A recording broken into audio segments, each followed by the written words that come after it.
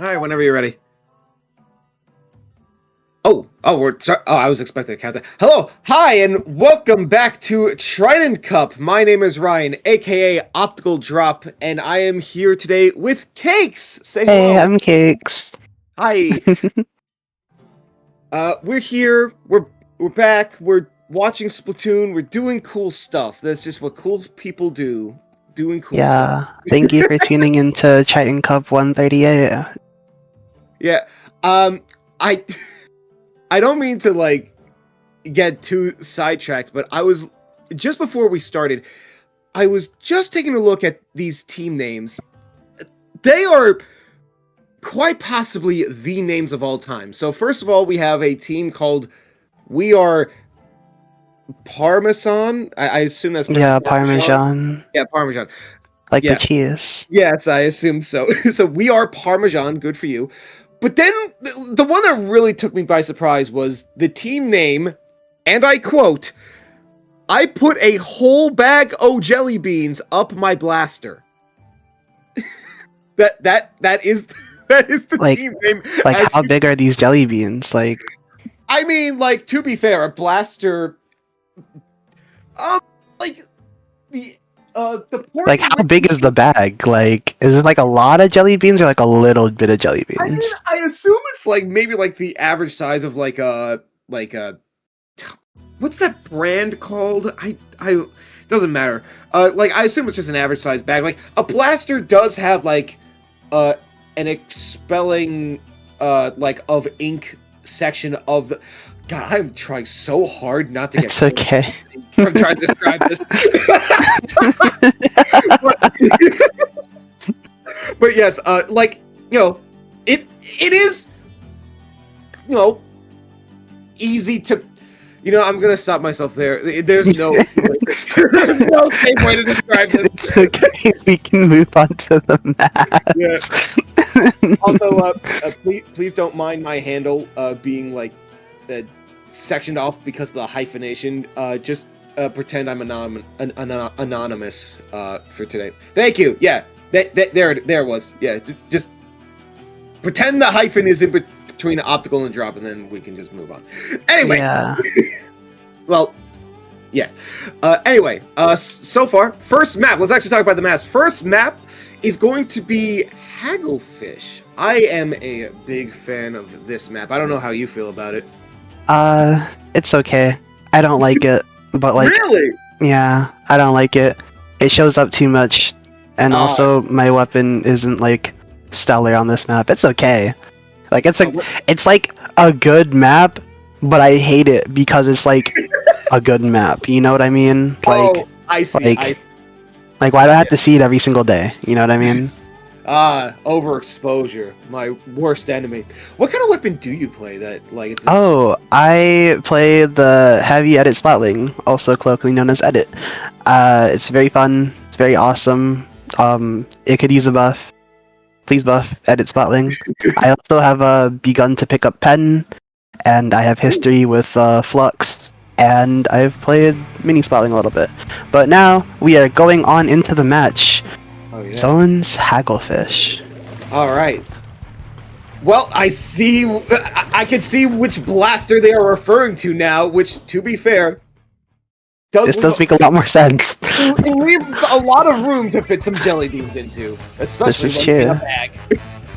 Alright, but yeah, like, otherwise, like, the team comp is interesting. We got Carbon over here. We got Pencil, Splash-O-Matic, pretty standard stuff, going up against a B-Leader and Blue Dapples. They got a blaster of their own, a lot more classic style blaster indeed. Oh wow, that crab really going in, just like taking like so much rain over this zone. They have such complete lockdown of this mid section, but they haven't tapped zone yet. Very interesting. Yeah, a lot on combating the enemy team. They're just, yeah, Parmesan is just, wow, Parmesan was able to take it after all of that. Very impressive plays from them. And definitely good that the pen here, was able to get out and keep majority of this cooler charge. We're probably going to see a tactical cooler coming up soon from our pencil on I put a whole bag of jelly beans on my blaster. they're really gonna have to be careful and watch out for this leader. Leader is really oppressive and really good on this map because Hagglefish is basically a hallway. There's not really anywhere to go. But as I'm talking about that, a whole bag of jelly beans on my blaster is currently being handled off screen, and I don't know. I don't think we're gonna have much time to talk about them. They did flip the zone in order to give some more penalty points, but if they don't get back in, like now, there's gonna be a lot of hurt to be had. Carbon really does seem to try and do so, which, you know, to be fair, it did. It does look like, I think those were the I think that was either a splash or a snap. I couldn't see really well. There's someone who was trying to flank, but just kind of went back. What was that? Teddy Tim just got a few splats off of Yoshis and someone else. Unfortunately, going down to that pencil that is trying to keep them at bay. Currently counting down, Parmesan is still in the lead, holding onto zone so hard.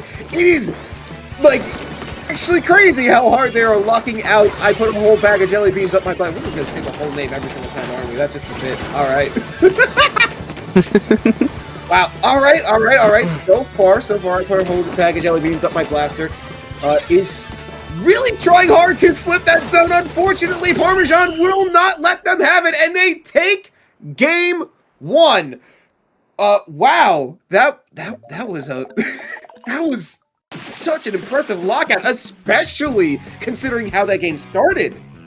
Yeah, most definitely. I think there's a lot of props to be given up to the leader on We Are Parmesan, just expertly playing the front of the map and just making sure that anybody who peeks out will meet a swift end, really locking down the sight lines and making it really tough for I put a whole bag of jelly beans on my blaster to get in. I think we've been seeing a lot of uptick in leader recently. I don't know if you've noticed, but I feel like as a player, I've noticed a bit more. There's been a lot more leader. So, and I've been hearing every now and then pen into leader is a little hard, so it might be more optional, not optional, but it might be more optimal to pick up a leader to deal with leader teams. So maybe if the charger on I put a whole bag of jelly beans on my blaster will maybe if they're flexible enough, we could see a leader coming out from them just to match the enemy team. We Are Parmesan's leader. But if not, we can probably expect their pen to stick, and hopefully we can see some change-ups to make Mako zones a little bit more easier for them. Yeah, I've definitely noticed the rise in leader, especially considering there has been a lot of discourse around it specifically. I don't know if you follow Pro Chara at all, but he put out a little bit. Yeah, he put out on his second channel, mind you, a channel that typically posts videos that tend to rarely go much farther than 10, maybe 15 minutes at most. A 40 to 15 minute long video explaining both his thoughts on E-Leader and also just the general reception. And oh my god, the reception that weapon has gotten is definitely infamous. I'm of the opinion of it is really fun if you don't count that one cancerous ability. You know what I'm talking about. Yeah. Yeah. Our very favorite ability that Ken Kodiak is running right now, a Respawn Punisher. We're probably going to expect to see a lot less play from I put a whole bag of jelly beans on my blaster if they die to that leader, simply because Respawn Punisher just lowers your ability to play the game. But as you can see here, a Swift is happening, and 2 down are on the side of I put a whole bag of jelly beans on my blaster. But Yuki on this Snipe Rider just finding a pick onto the blaster and just making sure to get away and reset, looking for another chance to attack the zone while their teammates unfortunately go down to a Reef Slider. That was an amazing double splat from that Reef. Wow. Yeah, we didn't even get a chance to mention, we are now in Mako Mart for the second game. This map is also a really nice, even one, although seen a lot. As we see, this blaster has, with that splash on gun themselves, aura really locking out. I put a whole bag of my blaster in their base, but they were able to counter them, calm down, Oh, Soda, it is just an ink bath out here, people. Crab coming out, taking out Bill Bear, going for zone, trying to not get hit by that wave breaker, which, you know, I don't blame him. That getting marked was bad enough. Ooh, but the trade off the blaster will make... I was not paying attention to the timer. Wow. Oh. Yeah, very swift game coming out, and as you can see here, we are Parmesan handedly taking another game, and, well, I don't know. I guess putting another whole bag of jelly beans. I put a whole bag of jelly beans blaster, I guess. I hope we'll see them around. I know it was, like, a lot was going on, and we were pretty much talking about literally everything at once. I was having a hard time paying attention who was in the lead. I thought like jelly beans on my blaster was in the lead. Like they had zone for a moment, but like I guess Parmesan just like flipped it without me noticing. Yeah, there was definitely the time where Yuki on the pen had to retreat and their two teammates got collided by a reef slider, and that was definitely like a highlight of the match and genuinely solidified their inability to get back in, because for the rest of the match they were just stuck in spawn. I think that was a really tragic moment, just going two down when you already have one on respawn and somebody retreating is definitely not what you want to see in a match playing situation.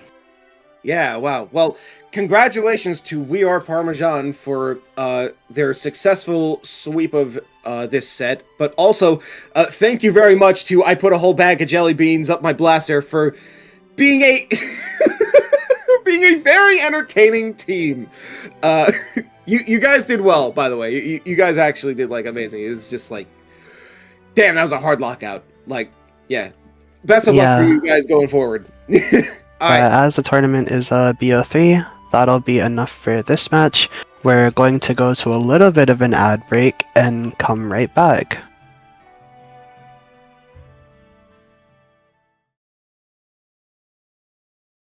They're on to that kid, and they get a quad. They will a full wipeout by now multiple members. That's a fifth, and now a sixth. And Zenith, she cannot be stopped. They're close on me. They're big double! Huge double Dazuka! Getting ready to get a really big push going. Funny here, pushing up, getting a pick onto Jared. Now flanking around and getting 3 members. That's a complete wipe. Chris getting taken down, but Melon still here on the sidelines, just trying to get something done. But oh, really nice shot across the side angle. Will actually target back getting Mega as well. Shot by Ice because with the Booyah Bomb and a little pain power and a full wipeout.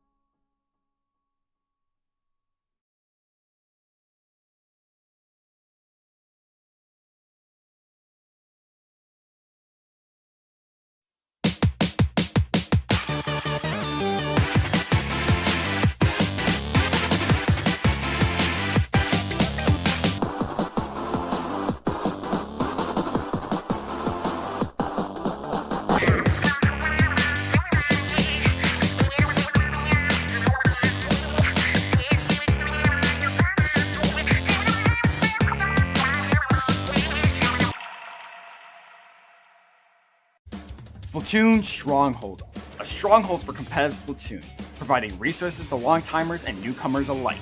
If you're new to the competitive scene or still figuring out how to join, we have a Getting Started guide and plenty of other resources to help you in your journey. If you are a seasoned veteran, we still have plenty to offer. You can find and join tournaments as well as participate in our Captain Forum and find free agents and teams. Our mission is to make competitive Splatoon easily accessible to everyone. So what are you waiting for? Join the Splatoon Stronghold today!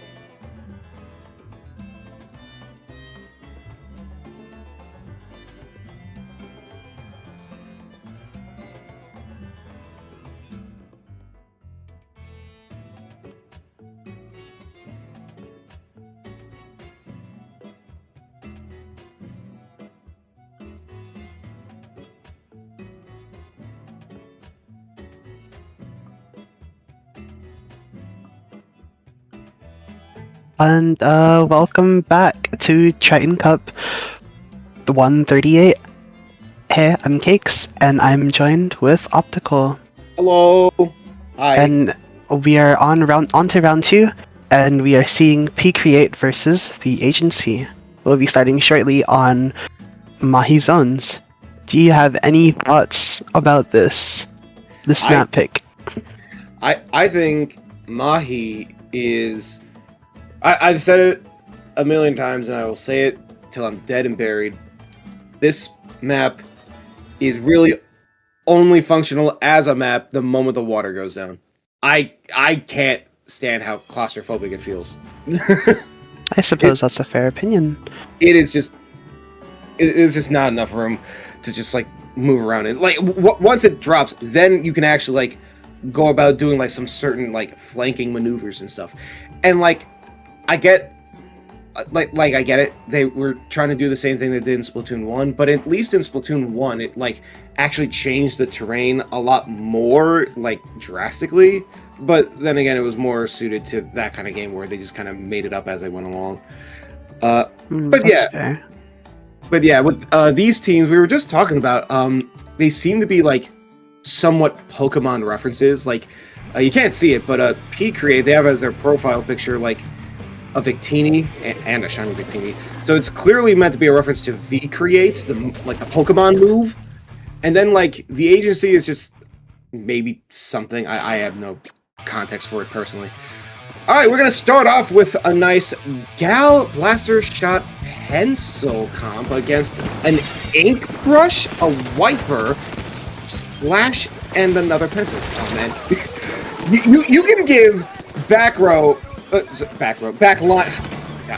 You give backline like multiple different options now that like coolers are like used by multiple weapons now, and people will still run pencil. They've invested too much into it. They can't let it go.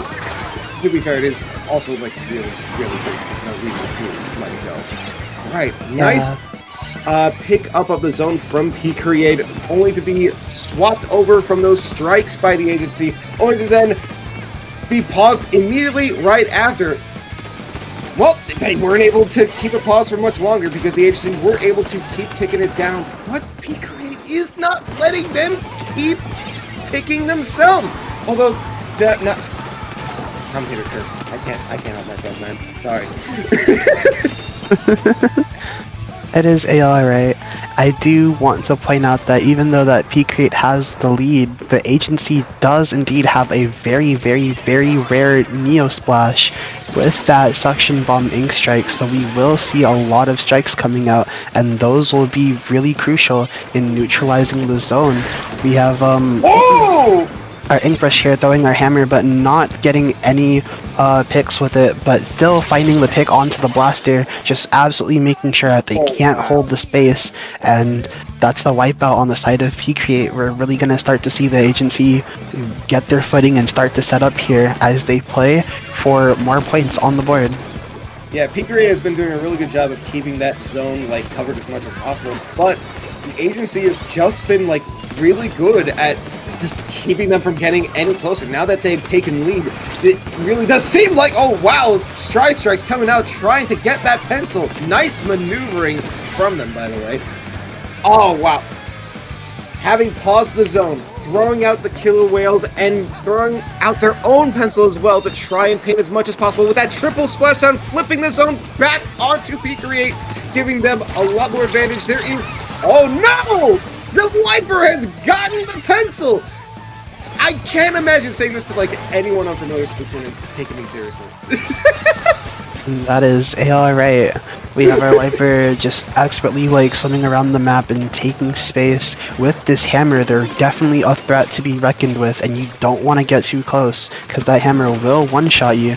But Chaizuka coming out on the side of P-Create, trying to find a pick as our pen takes space on the right side of the map. No pixel found, but getting a double very swiftly with that hammer. Unfortunately, the members on P-Create were coolered, so they will be back fast, but that is definitely a blow to the momentum as we only have less than 20 ticks left on the zone for the agency. Yeah, only 10 seconds left. Strikes coming out, trying to hold off P-Create as much as possible. V-Create desperately trying to flip that. Which, wait, when did they get a penalty? I didn't even know. Oh, because they flipped the map already, and they flipped the zone. They already did that? They already did that? I can't keep up with it. There's so much happening. Well, I guess that happened. Well, yeah, all right. P-Create taking control of the zone. They are really good at keeping that zone painted despite being like, you know, constantly like having to respawn over and over. What is this hyperdrive? Whoa, bottom text? Well, I'm not too sure, but P-Create does have a lot of things that can affect the zone. 52 being able to hold space in front of it, Splashdown hitting the zone, and with the shot throwing suction bombs with the pen paint will definitely be able to flip the zone quite a bit. But their control of the map will be put to the test with this Neo Splash and these strikes. The splashdown coming out on the side of P-Create and shutting down this brush. There's not going to be any pick. Oh, a pick on the zone. Can we see a neutral flip? It flips and it goes to the side of the agency. We're still back in this game with only 30 seconds left on the map. Can we see the agency make a comeback after losing the zone to 2 ticks to the agency? The game that never ends. Man, that is just a... This is what you like to see in a good Splatoon game. A nice bit of back and forth, constantly swapping who takes lead. This is what happens when the map becomes playable. That's what I'm saying. Strikes coming out, keeping that P-Create team right back in their base. But with the triple splash flipping the zone, they get to take this game at the very last second. Wow! Ooh. That sure was scary for the side of P-Create. Any longer, and the agency definitely would have caught the lead. But expertly using that triple splashdown just to make sure that they get that zone flip really made sure to solidify their victory. Yeah, wow. Very impressive play from just like everyone involved with P-Create. Like the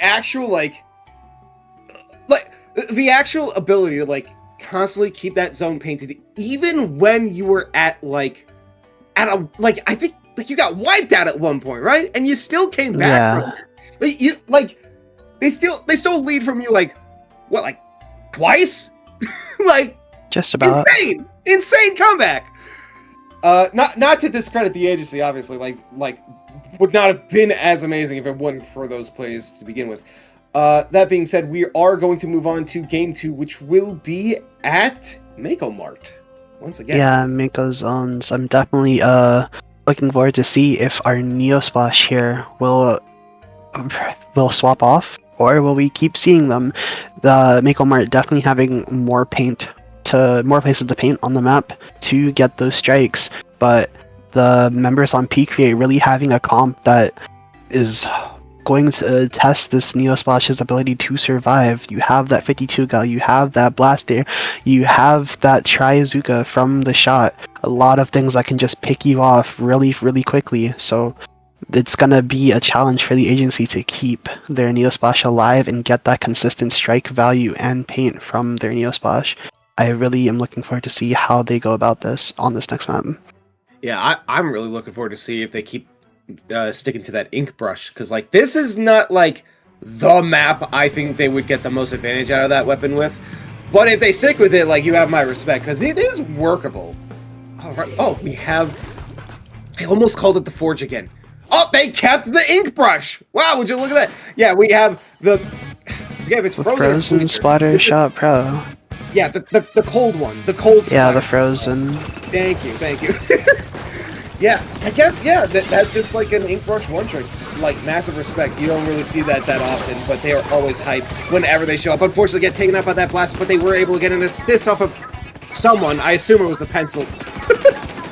All right, already, it does seem that even though P-Create was able to flip zone first, that the agency was able to take the zone themselves, almost getting, cut off from taking lead, being able to take it for themselves, only to then have it be, pause and then flip back. Man, that zone can't catch a break. It's running overtime. Whoa. Yeah, definitely. Nice work, but unfortunately that blaster with the splashdown is going to send you to an early grave. Ooh. Sorry, I don't know what else to say after that. It's okay.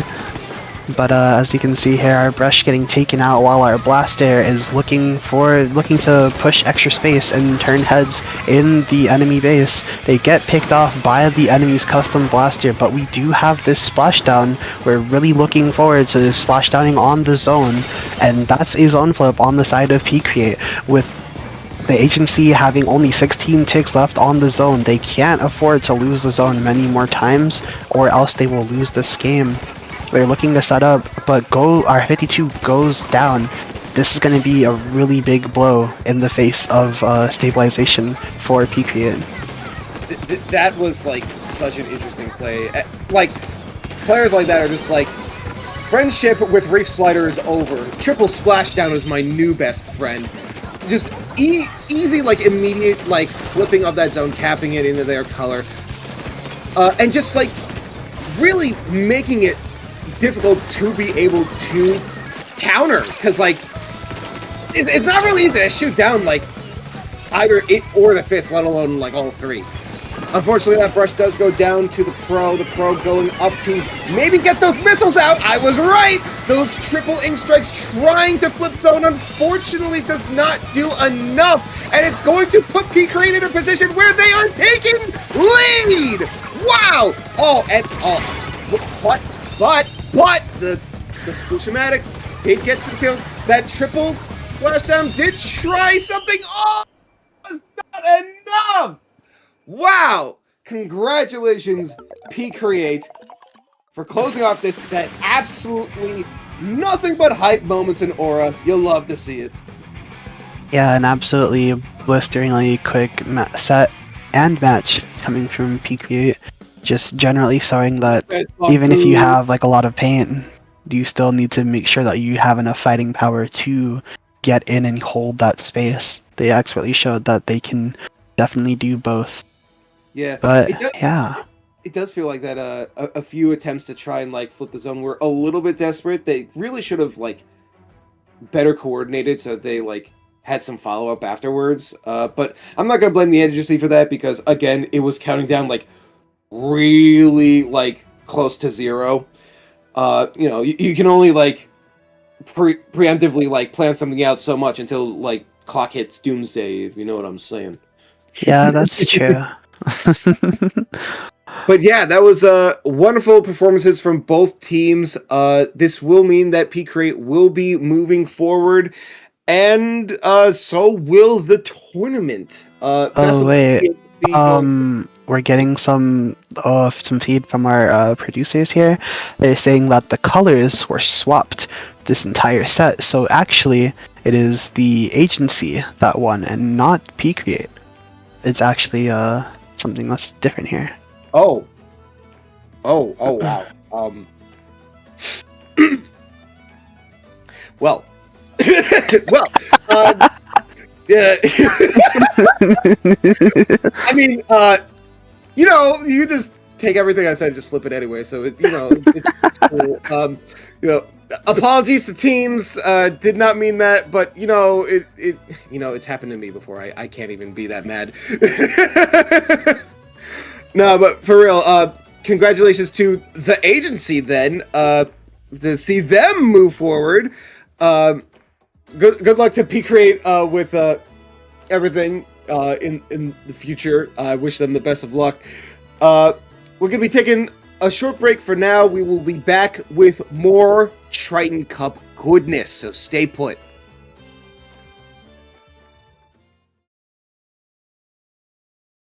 They're on to that kid, and they get a quad. They will a full wipeout by now multiple members. That's a fifth, and now a sixth. As Zenith, she cannot be stopped.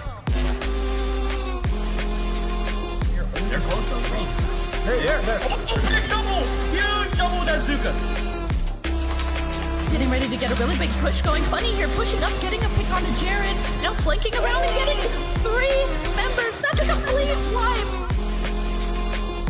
He's getting taken down, but Melon's still here on the sidelines, just trying to get something done. But oh, really nice shot across the side angle. Will actually bargain back getting bigger as well. Shot by Ice because with the booyah bomb, a little pain power, and a full wipeout.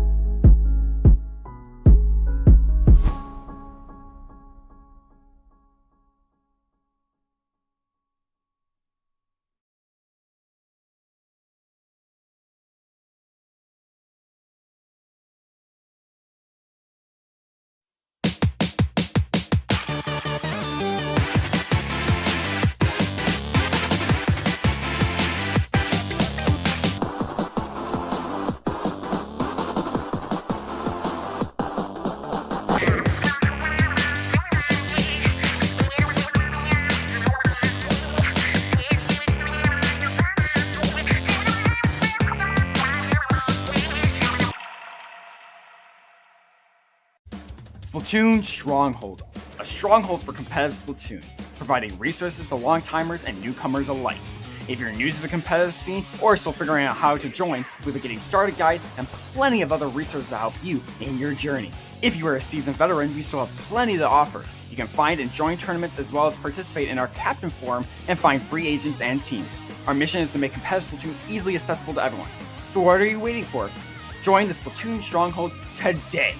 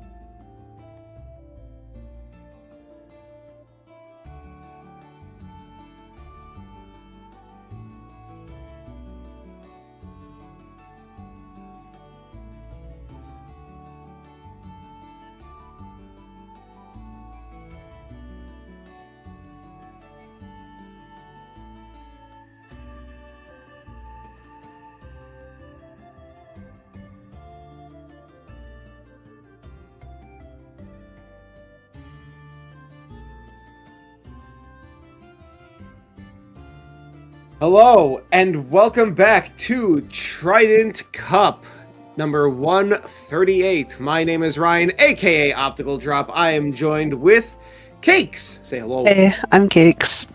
Yeah.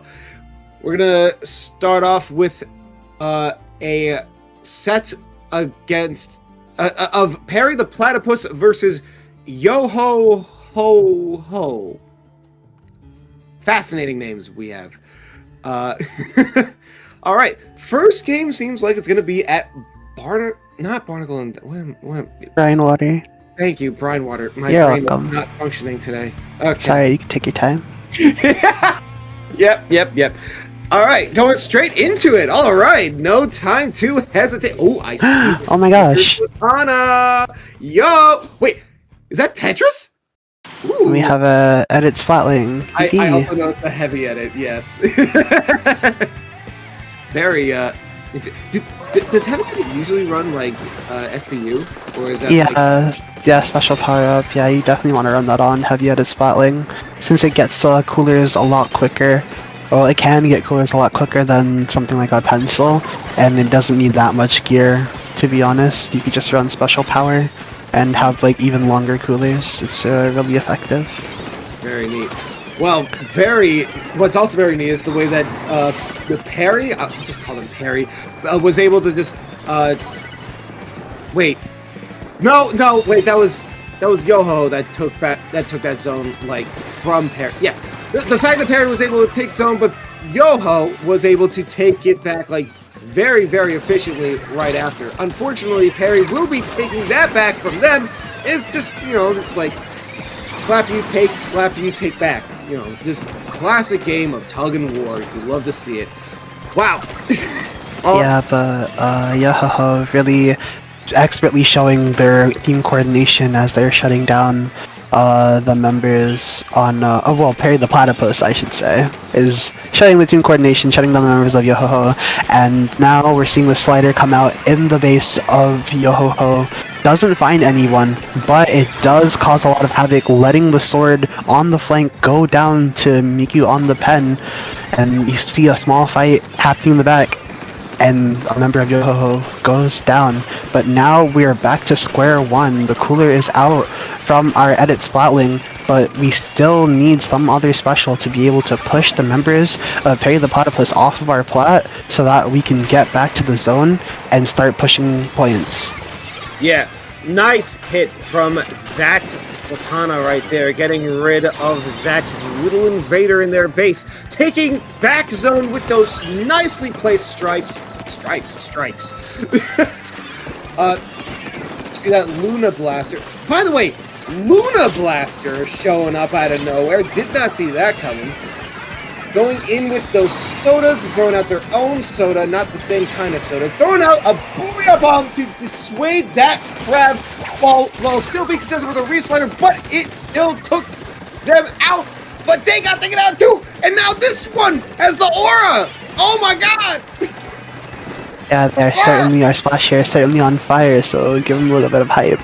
We're seeing the strikes come out on the side of Yo-Ho to try and neutral and flip the zone, but to no avail. Our cooler is out, and now that cooler is out, we're gonna have to make a play. 3 members on the side of Perry the Platypus have gone down, and this is a prime opportunity for the members of Yo-Ho to take a real estate inside Perry the Platypus's base. A Booyah Bomb comes out from our sticker stamper here, and honestly, a little hard to see, because we're getting the front row heavy edit gameplay, using Cairo on these Tetras just to make sure that there's no funny business happening at the zone. Yep. And we're just gonna see our newly buffed Luna Blaster just going down, and that's going to be the hold for Team Yo-Ho. Now it is Team Perry the Platypus's time to hold up and take the real estate in their base and see how many ticks they can get on the zone. What a tone setter, taking the lead only to move it slightly thereafter. Though I say that, they were able to take it right back. I should just stop talking. Why am I even here? Just watch the gameplay. Speak for itself. No, for real. The Quintana going into Perry's base to try and keep them stuck there. With those strikes assisting them at doing so, it is going to be very, very hard for Perry to exit their own spawn. But they do seem to have an opening. The dualies throwing out a nice little auto to try and keep them clear. Throwing out a reef. Booyah! Taking back that zone. Unfortunately, forcing them to jump out. Oh my god! And they're down to single digits. Yo-Ho almost capping this game off. And that's it. Wow. Amazing game from Yo-Ho-Ho. Did I say the right amount of hope? Yeah, You know close what? enough. Yeah, you know what? Close enough. You know what? Yeah. They'll be fine. But yeah, the members on Team Yo-Ho-Ho definitely solidifying their place as the winners of Game 1. I think Team Pay the Platypus just getting a little bit antsy that like their attempts to get back in and flip the zone were getting thwarted many of times. And I can hear a faint curse you Yo-Ho-Ho like in the background, like I don't know. But we're moving on to zones. Umami Ruins. Oh, do you think we're gonna see like any comp changes at all, simply because of the how Brine Water went optical? Sure, I feel like a lot of the weapons that we already saw tend to work pretty well on a map like this. Like, Stamper is just like a good weapon in general. Like, if you're confident in your ability to use the weapon, then you can use it pretty much anywhere. But like something like Luna Blaster, Heavy A, like these are weapons that are like really good in like a map like Umami. Maybe the Tetras might be swapped out with something, unless they were one trick. I'm not too familiar with that myself, but I would not be surprised. Either way, yeah, a map like this where like the zone is split in half can be very tricky to try and keep a good hold over, considering that like you have to keep track of two things at once. But that's what that heavy edit is for, I suppose, or the pencil, depending on which team you're talking about. Yeah, certainly. I think on a map like this where there is two sides to attack from, Chiron the Tetras is definitely going to have their work cut out for them, as there's just so many options and angles of attack that they can move from, and I'm really going to be keeping an eye out on them and seeing how effective they can be and how the enemy team will have to deal with them. Yeah, I'm just excited to see more gameplay. That last game, woo, that was amazing. So it can only go like up from here, right? Like it can only get even better. Please. Oh yeah, certainly. I don't know. May I talk about edit splatling since we saw one? Oh yeah, by all means. Oh, awesome. So like, I don't know. I play edit splatling, and edit splatling's like really fun.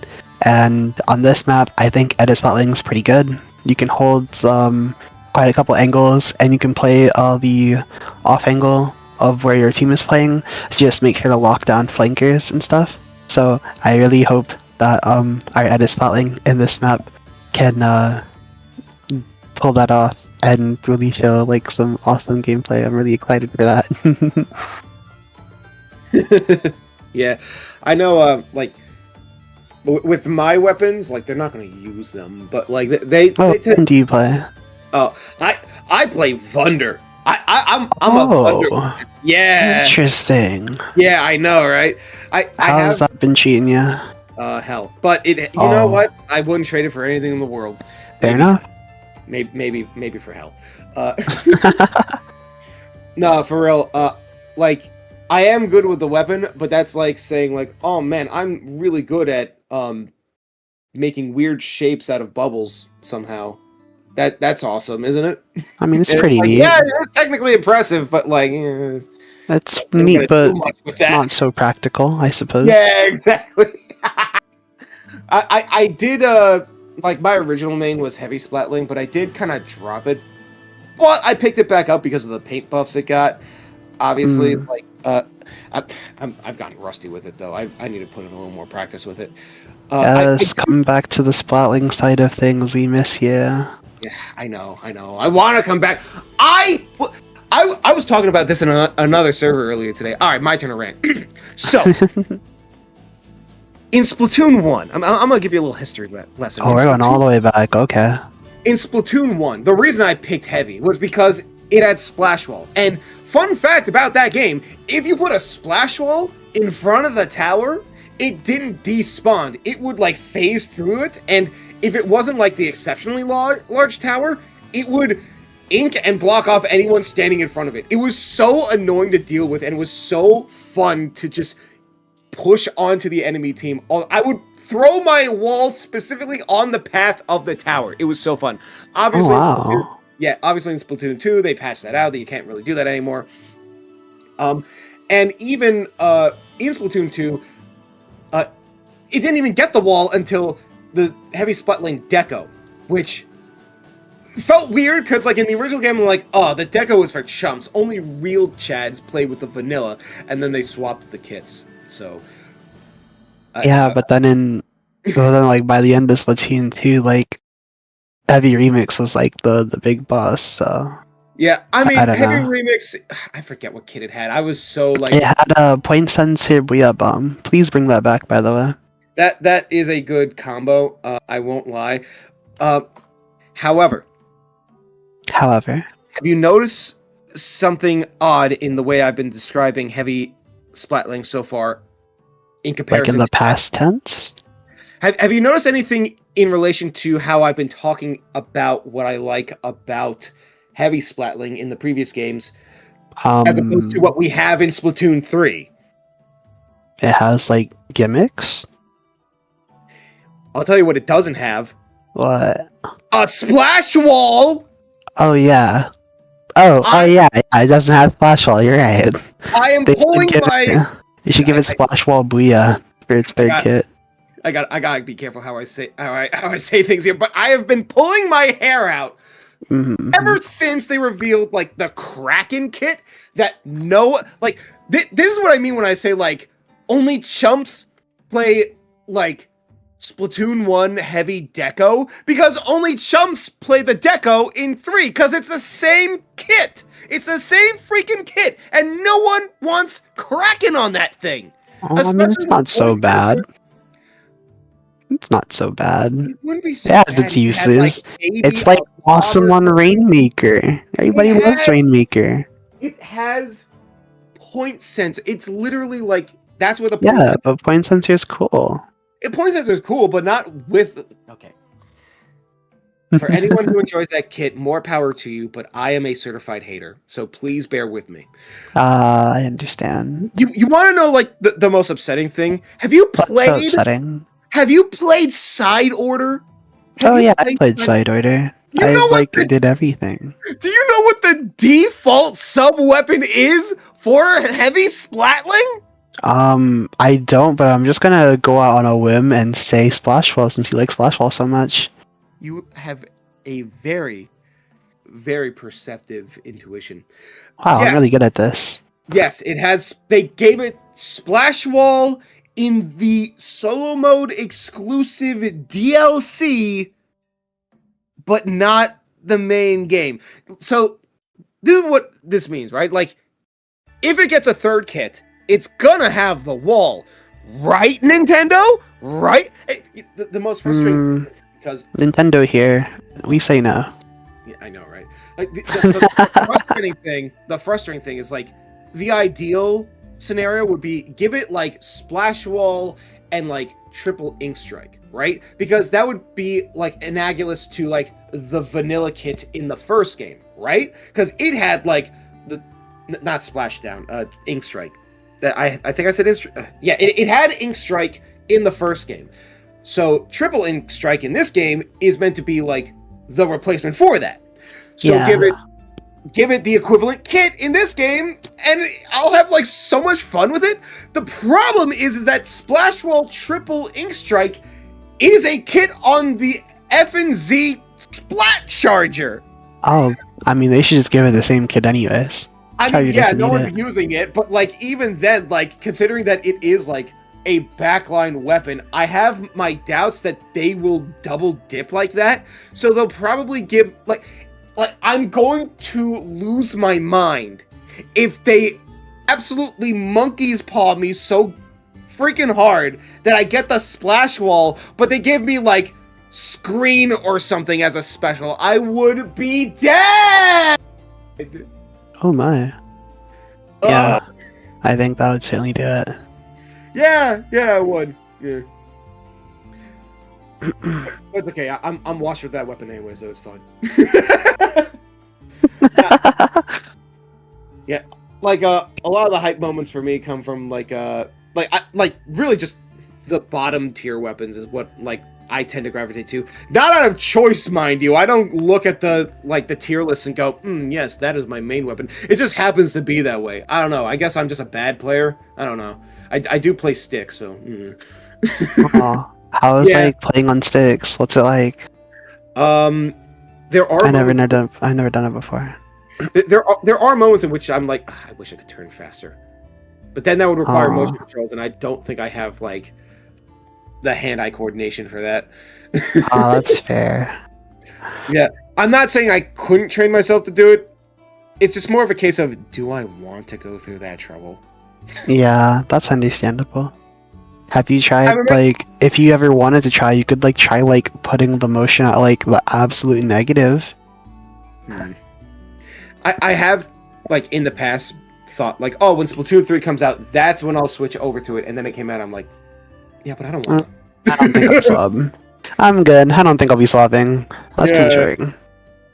Yeah, so, like, instead I just end up, like, picking stuff like Golden Arrow Spray and Orange End Zap and just oh my gosh, not the Golden Arrow Spray. Like, you couldn't have picked the other Arrow Spray, the real Arrow Spray. Okay, not the fake Arrow Spray. Listen, I've told you, I'm a Thunder main. I have been burnt on Reef Slider far too much. I can also, have you tried using, like, the Fizzy Can without motion controls? It is hell. Oh, that, I mean, normally when I charge Fizzy, I just flick the stick to, like, wiggle back and forth, so, like, I don't even use my motion for Fizzy Bombs. So I guess I have. Oh, well, okay. Although, it's probably not good to jitter in one spot and then just blow up to a charger like Nemi, right? So, probably not a good idea. Yeah. Either way, like, yeah, you know, play what you want. I still have fun with this game. Like, I have been consistently going to the New York lands. Shout out to Metro Inc., by the way. Oh my gosh, yes! Shout out Metro Inc. Oh my gosh, are you excited for Big Dapple? I'm so excited for Big Dapple! Oh my god! Big Dapple! I don't know how many are aware. This one, like, it's Big Dapple 10, and they're calling it the Golden Gala. So there's, like, there isn't a dress code, but they are trying to encourage attendees to come in with, like fancy, like, attire, so, like, suits and dresses and stuff. I am 100% intending to go out with a full-on blazer and everything. I cannot wait to look so sharp in, like, the middle of Chinatown. It's gonna be so awesome. Wow, you're literally gonna get stopped on the street by a person with a microphone. They're gonna be like, "Where are you going?" Gonna pull like an old school smosh. I'm going to Disneyland. Oh man, I just showed my age right there. Honestly, I'm gonna wear something as formal as possible that it does not make me, like, want to not play the game. No. And it'll be awesome, and I'm gonna go, and it'll be cool. That's the other thing, is, like, I am concerned of, like, it does mean that I won't be able to wear my backpack on my back. It does mean that I... Oh my gosh, we're starting. My gosh, no way, we're back. We're so back. Oh my gosh, my show is on. Yo, Ma, turn on the TV! Doesn't matter what channel. Alright. Okay. Does seem to be the same... Same comps, yeah, same comps. If I can even remember what the comps were. I don't think I see anything, like, different, so this is it. We're back at the same thing. We had the bucket last time. I don't remember. No, there was a bucket last time. There was a bucket? Okay. I think so, yeah. Alright, so far so good. It does seem that everyone has a zone to themselves. Oh, but it does seem that they seem... It does seem that they seem to be. Wonderful commentary. This is what you signed up for. All right, looks like Perry is coming out with a crab to trying to go offensive, having to be forced into the defensive. The Booyah Bomb taking them out only for that. But yeah, it was a bucket. Wow, they both have buckets to finish them off. Now it does seem that Yoho has taken the zones for themselves, but I would not count Perry out just yet. Only being put on the back foot only means that they can only push forward. Now, with the Soda coming out to support the rest of their team, it does seem that the edit is just like really trying to like get out of harm's way, but does not seem like they were able to support their teammates because of the Reef trying to go in, doing a nice bit of 70, taking out that hammer, getting another full-on kill from whoever that was. I think it was the bucket. Yes, It was the bucket, yeah. Thank you. Oh, good. We're starting to see the members on Yo-Ho-Ho's get ready for a setup. The Booyah Bomb coming out with, along with their cooler, 2 members on the side of Perry the Platypus instantly going down, and we're absolutely pushing in the strikes and the hammer coming out. We've used all of our specials, and if you haven't perished, you've had to jump out. So now, Perry the Platypus is playing defense. We're seeing the members of Yo-Ho-Ho just really move up into the space and just take this space. Leave no one alive. We're really looking to set up and get the points on the board. There's only a couple more ticks before they take the lead, but just taking the lead won't be enough. You're going to want to play for that KO. The Booyah Bomb coming out and looking to displace the members of Perry the Platypus, and 2 down, going instantly after the Booyah Bomb, and this is a perfect position you want to be in for the members of Yo-Ho-Ho. That was an amazing kill from that Splatana right there. Really trying to find some easy way to get closer into base to get more kills. Unfortunately, forced them to jump out because they kind of went a little too close to the sun. But that recognizing was able to let them to get into farther because they were that much closer on the timer. So they could be a little more risky, as long as they were able to keep them back. But yeah, congratulations to Yo-Ho-Ho on that game. That was an amazing game. Just complete and utter lockout of Perry the Platypus. Yeah, definitely. They did an expert job at isolating and taking like 2v1s or more every single time that they could. It was really impressive.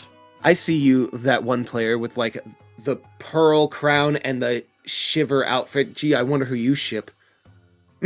Oh. I just think it looks nice. I mean, it does look nice. It does look nice, but you know, I like just starting rumors. Like, you know, what if I just got on comms and just started telling lies? Like, who's gonna stop me? me when I spread misinformation on the internet. Me when you think somebody would do that? Like, why would you do such a thing? Oh my gosh. But now we are getting set up and almost ready to get into game 3. This could be match point for, this could be a swift 3-0 for Yo-Ho-Ho, but we'll have to see. On Zone's Undertow. This is going to be scary. Yeah, hopefully it doesn't take another 10 years to be able to get to That's true. Yeah. Nah, but for real though. I guess it happens. No, it's alright. Honestly, any excuse that I can have to just yap on the mic is like a good day in my books. You know, like, that's a very valid point. Yeah, I am not complaining at that. Yeah, I hope that was as entertaining for you, the audience, as it was satisfying for me to get it out of my system. And now we are loading in. Yep, right into the next game. Yep, I think those teams learned their lesson. Yeah, this is like. Oh, and there's no swaps. We are writing this up. Okay. So,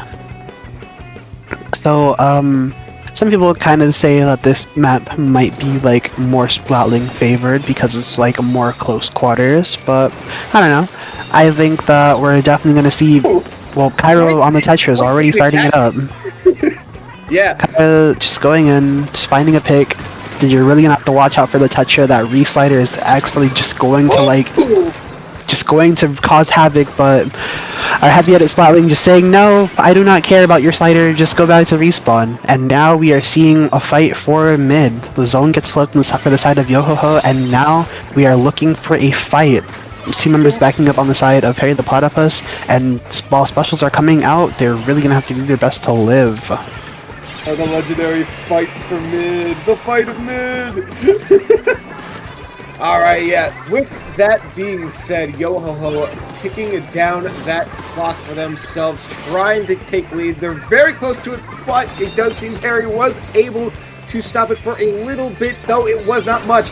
Now, with them taking the lead, that lets Harry be able to take out the soda for themselves. Unfortunately, going down with a blaster, only to then be hit by something going down to half, throwing out some bombs of their own while trying to maneuver around that auto bomb, really finding some way to get to safety.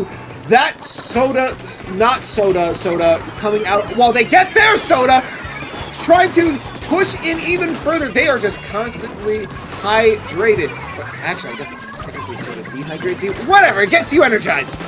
Yeah, the sodaception really getting a lot of mileage, and now we have the hammer coming out from our Luna Blaster looking for a pick on the far right side of the map, but to no avail. Our Splash just looking for the setup after their teammates go 2 down, trying to find a pick, trying to make something happen because there is not time left for them to do much with, but unfortunately, no picks on the zone, no paint on the zone, no neutral, no nothing, just a swift end. And game 3 goes to Yo-Ho-Ho-Ho-Ho. You get nothing, you lose. Good day, sir. Wow, just an amazing, like there were moments where like the count got paused. I don't think like the moment that Yo-Ho-Ho got that, I don't think that Perry the Platypus was able to get it back themselves. So that's just a clean 3-0 for this set. Well, congratulations to, I'm going to count this, Yo-Ho-Ho-Ho. Okay, yeah, it's 3 hoes. All right. They really did do their best, and I hope that both teams will continue on and do good. So now that that match is done, we're probably going to go to a little bit of a break here, but we'll be right back. It won't take too long. So stay seated and we'll be right back.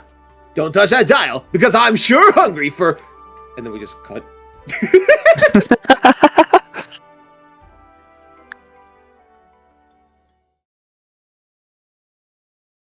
They're on to that kid, and they get a quad. They will a full wipeout by now multiple members. That's a 5th and now a 6th. As Zenith, she cannot be stopped. They're close on me. There. Oh, big double! Huge double Dazuka. Getting ready to get a really big push going funny here, pushing up, getting a pick onto Jared, now flanking around and getting 3 members. That's a complete wipe. Chris getting taken down, but Melon's still here on the sidelines, just trying to get something done. But really nice shot across the side angle. Will actually work. In fact, getting Vega as well. Shot by Ice because with the Booyah Bomb and a little paint bomb and a full wipeout.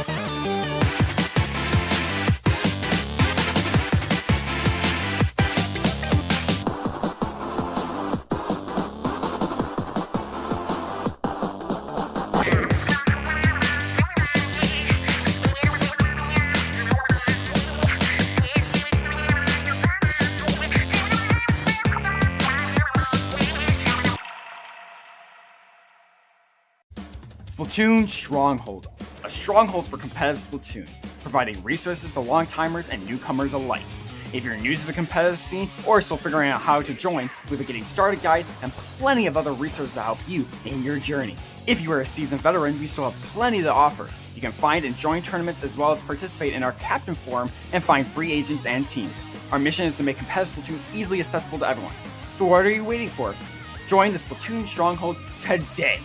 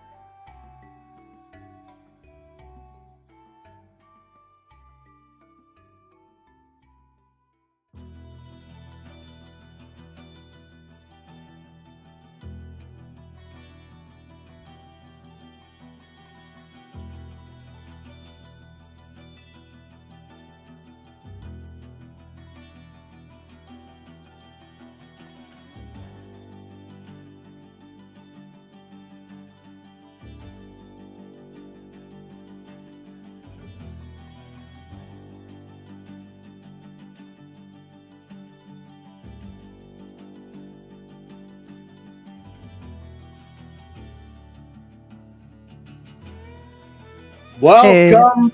Oh, okay. No. You want it or? Dude. Welcome back to Triton 138. This is we're at winter semis, I believe. I believe. Yeah. We're at winter semis. So we are at winter semis with Fruity Teller versus 4-Leaf. I am Cakes. Hi, I'm Cakes. They're on to Datkin, and they get a quad. They will a full wipeout by now. Multiple Right members. now That's a are win. 4-Leaf and Fruity Teller. Wait, you already said that. Yeah. Yep. And first match is going to be at Mako Mart. Woo! Ooh, how are you so excited? Yeah, Don't you just love Mako Mart?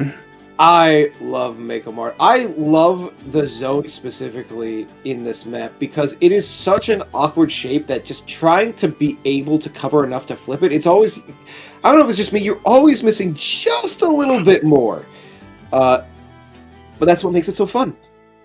Yeah, that's true, and that's what makes things that have like radiuses, radii, AoE, so strong. Like, you know, your bombs, your specials, your reef sliders. But enough about that, and more is that about the game. Pro? Yo, is that Dynamo. the Vanilla Pro? Oh my gosh, are we seeing T-Tech in 2026? Wait, Wow. T-Tech. Yeah, it's Octoshot. Oh! Right, that's what that is. It is A-OK. But we are seeing a Dynamo. That weapon recently got buffed, so it is not that much of a surprise to see it now in tournaments after its big buffs.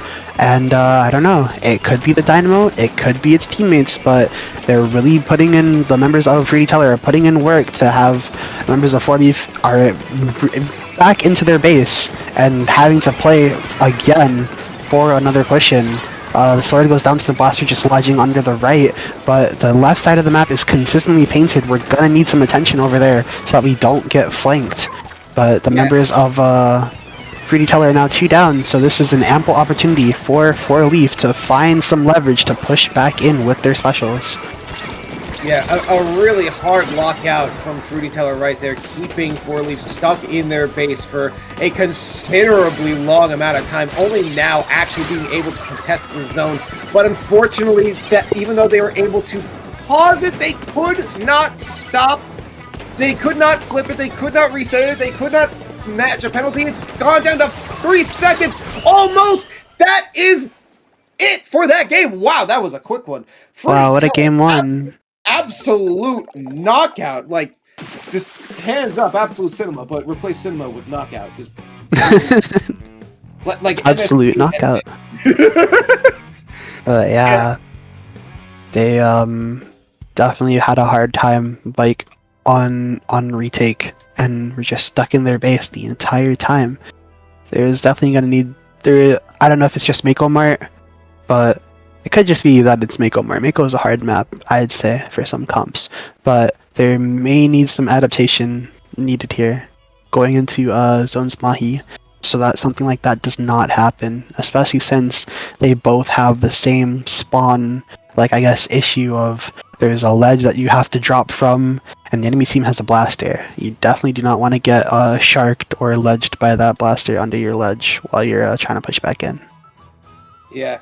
I was watching, like, we saw a lot of the perspective from the pencil player that was stuck in base, really trying to cover as much pain as possible to try and get the soda out for their teammates. Unfortunately, the moment that they were able to do that, the Stamper got knocked out right before they could grab the soda, which also kind of restricted them from being able to respond so soon, but also, like, kept them from being able to push in all that well. So, with that being said, I wonder if their strategy is going to try and take a turn for, like, I don't want to say the better, but as a different approach. Yeah, definitely. We're definitely looking to not have those small one-player staggers going into this match. That really Already, was not good. I can already see there is a bit of a switch up. We have the S-Blast. We have the mini Splat, like, the Zinc. Yeah, that- Zimmy. The Zimmy, yeah. Like, having Big Bubbler on a map like Mahi is really important because, especially early on, when there's not much wiggle room to maneuver around, kind of blocks out a majority of that zone. Already we see those sodas coming out for Fruity Teller, giving them the much-needed boost that they could really go for. As we see the map actually becoming comparable to an actual map now, there is a lot more mileage for 4-Leaf to try and push in even further. But with those strikes coming out, flipping the zone on its head, Fruity Teller coming in to take it back for themselves. Wow, what a reverse of fate. Yeah, definitely it's not something I saw coming. We have our blaster here just holding down this right side. Cooler coming up to extend their life, and the bubble coming up just to make sure that they can't push in. Fruity Teller going 2 down, but coming back fast with the help of Cooler. While we have our S-Blast on 4-Leaf just trying to make something happen behind, but getting swiftly taken out by our T-Tech here. The strikes come out on the side of Fruity Teller just to give a little bit more time to get ticks on the zone and play for that lead. The lead not happening though, as the members of 4-Leaf just make sure to cap the zone even just a little bit, giving those penalty points and buying them a little bit more breathing room to get set up and get their footing out of spawn. Yeah, a nice solid play from Fruity Teller. Unfortunately, 4-Leaf will be keeping that lead for themselves, although it gets flipped right back on their face and they are given more penalty as a result. That S-Blast in the zone unfortunately goes down, but not before taking out, I believe it was the heavy edit that they got? No, wait. It might have been, or the bucket, one of the two. I already lost track. So much is happening. Again, another example of stuff happens in the game. You love to see it, Splatoon fans. Yeah, most definitely. Our Zimmy getting taken out here, but they come back fast with Bubble. That might be a crucial special in helping the members of 4-Leaf find their footing and get set back up. Unfortunately for 4-Leaf, Cooler comes out on the side of Fruity Teller, allowing this blaster to look for some picks, and even though they got picked themselves, they're back fast. We have Zipcaster from this sword. We might be able to see a Zipcaster play to go around a hard side of the map to get you and just look for an angle. Simply as we're holding on to Zip, that's probably not what we're going to see, but it doesn't matter because 4-Leaf finally chases Fruity Teller out of mid, and finally, we have a hold, and now we can get some penalty ticks off the zone. Though Fruity Teller were able to finally take lead for themselves, this does put 4-Leaf in a very, what's the word? Ostentatious? Some high IQ, a very I don't know. big position in order to be able to try and take back that lead that they had before. Yeah, sounds about right. Smart and just run with it. Yeah, that sounds good. Going alongside that thought though, we have our bucket here, swiftly finding a pick onto the S-Blast and turning up the heat as they are on fire, looking for a pick onto the sword who goes down and proceeding to just play out their life and find picks. The members of 4-Leaf are absolutely reveling in disbelief at the fact that they were able to do that. This is really good for them. Oh, okay, advantageous. You're all good. Yeah, he just came in. I hate when that happens. Yeah, but Fruity Teller setting up these specials, looking to flip the zone, which they swiftly do with not even breaking a sweat. But even though we flip the zone, we need to get these picks and we need to get paint and we need to stabilize, or else the penalty ticks for the enemy team are just going to go down and we're going to have another hard time. These specials are going to be really important and we're really going to have to do our best to get the members of 4-Leaf out of position so that we can get back in. Yeah, with that blaster trying to go in to try and keep them back. Unfortunately, they go down, and that leads them to... Oh my gosh. Yeah, and as I say, though they are down to 7, they are so close to losing that zone. Unfortunately for Fruity Teller, it was not enough. Four Leaf will be taking this game. What a comeback from a comeback! Oh my goodness gracious. Did you see how was Spec on the so- sword there, just expertly knowing where they're going to come from and catching that collab to find two of Fruity Teller at the end there, just making sure that they just can't play the zone. I was so engrossed with that game, I almost forgot to pick up the commentating. Like, it was actually like, oh my god, that's a lot happening. Yeah, most definitely. With that, the score is tied. This set will be going on to at least game 4. For game 3, however, we are going into Urchin Underpass, the newest Ooh. map this game has seen so far. Very interesting. What's your opinion on a map like this? Oh, I love Urchin. As somebody who plays like Edit and like other like mid to short range weapons, this is a really great map for us. It forces all the longer range weapons to swap off, especially Pen, which is awesome. Unfortunately, it gives rise to a lot of the annoying, ratty, sharking, shorter ranged weapons like rollers and dapples and decavs, so it can be a bit hard. So we might see some comp changes to accommodate this close range map. Yeah, you say that, like, the moment you said sharking, I'm like, oh, that sword's gonna have a field day then. Yeah, most definitely. Sword is good here, even though it has like a lot of range. I still think that like you with your horizontals and like just being able to shoot over the hills somewhat like okay, it'll be a lot better than some other longer range weapons here. Right. The thing with it is, like, it does have range, but it is most deadly when up close.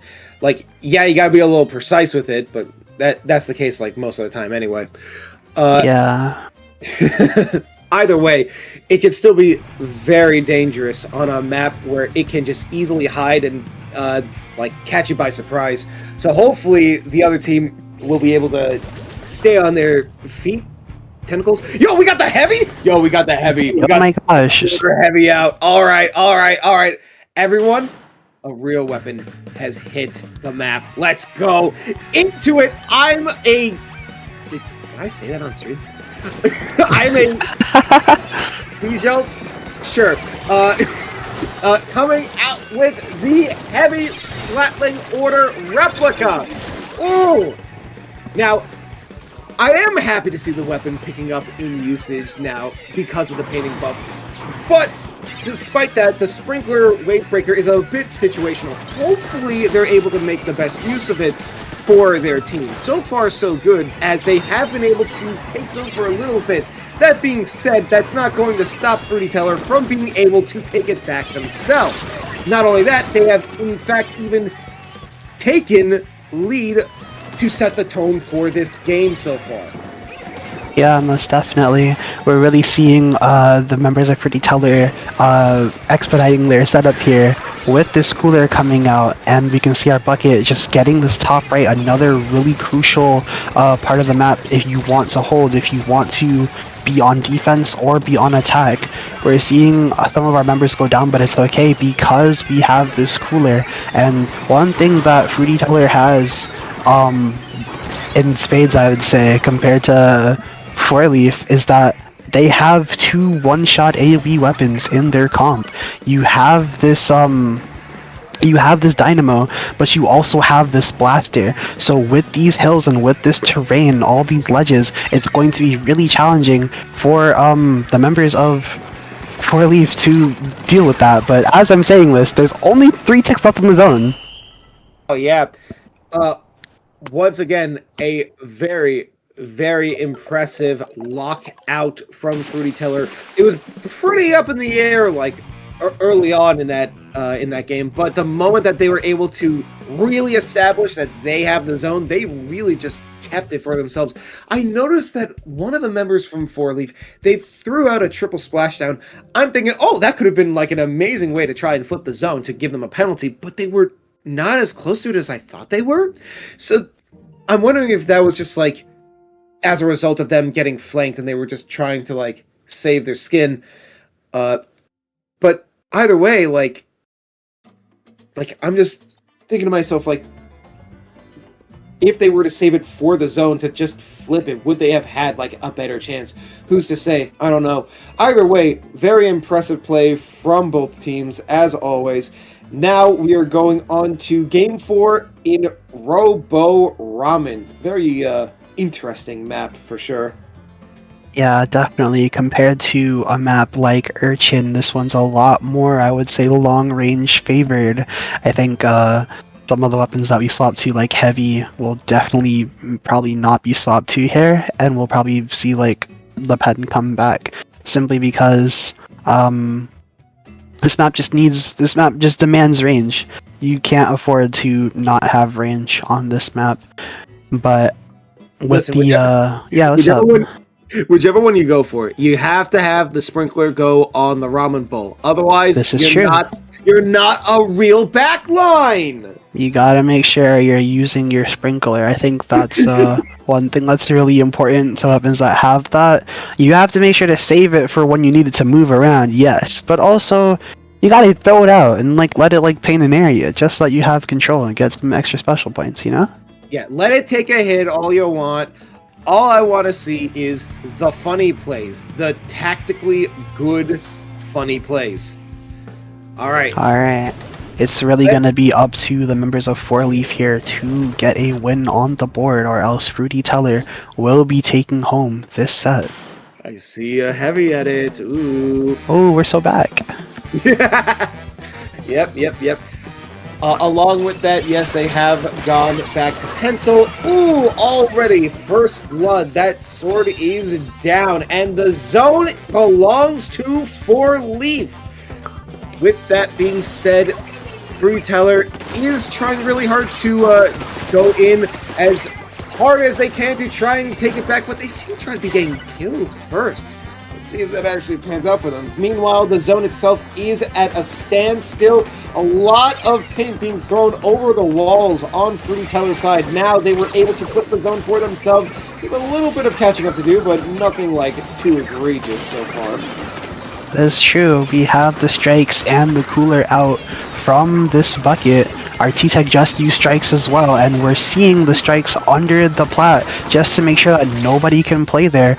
Our bucket is the only one here just playing on the zone. Now our Blaster's here too. We're trying to extend these fights to save our lives, but also let our teammates come back in so we can have a better shot at reflipping the zone and taking the enemy's base again.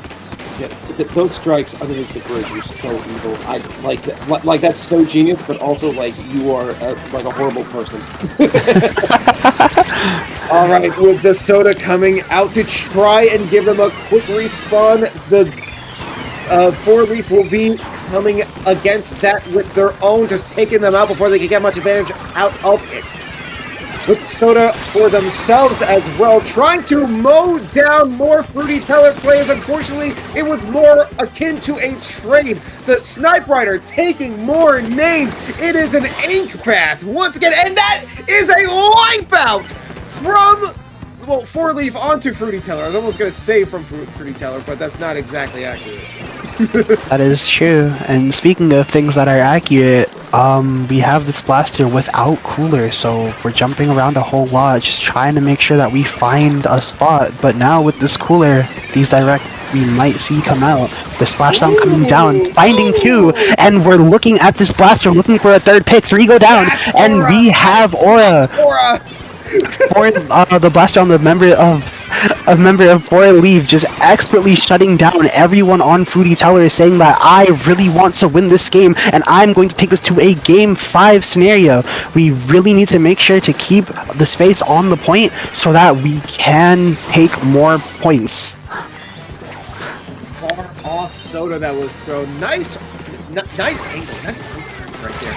All right, Fruity Teller really trying hard to get into zone, which they were unable to do. Oh my gosh. For Four Leaf, we are going to game 5! Oh my god, I don't know how much of my mic picked up. You're peeking your mic so much, oh my gosh. Oh, you're a riot.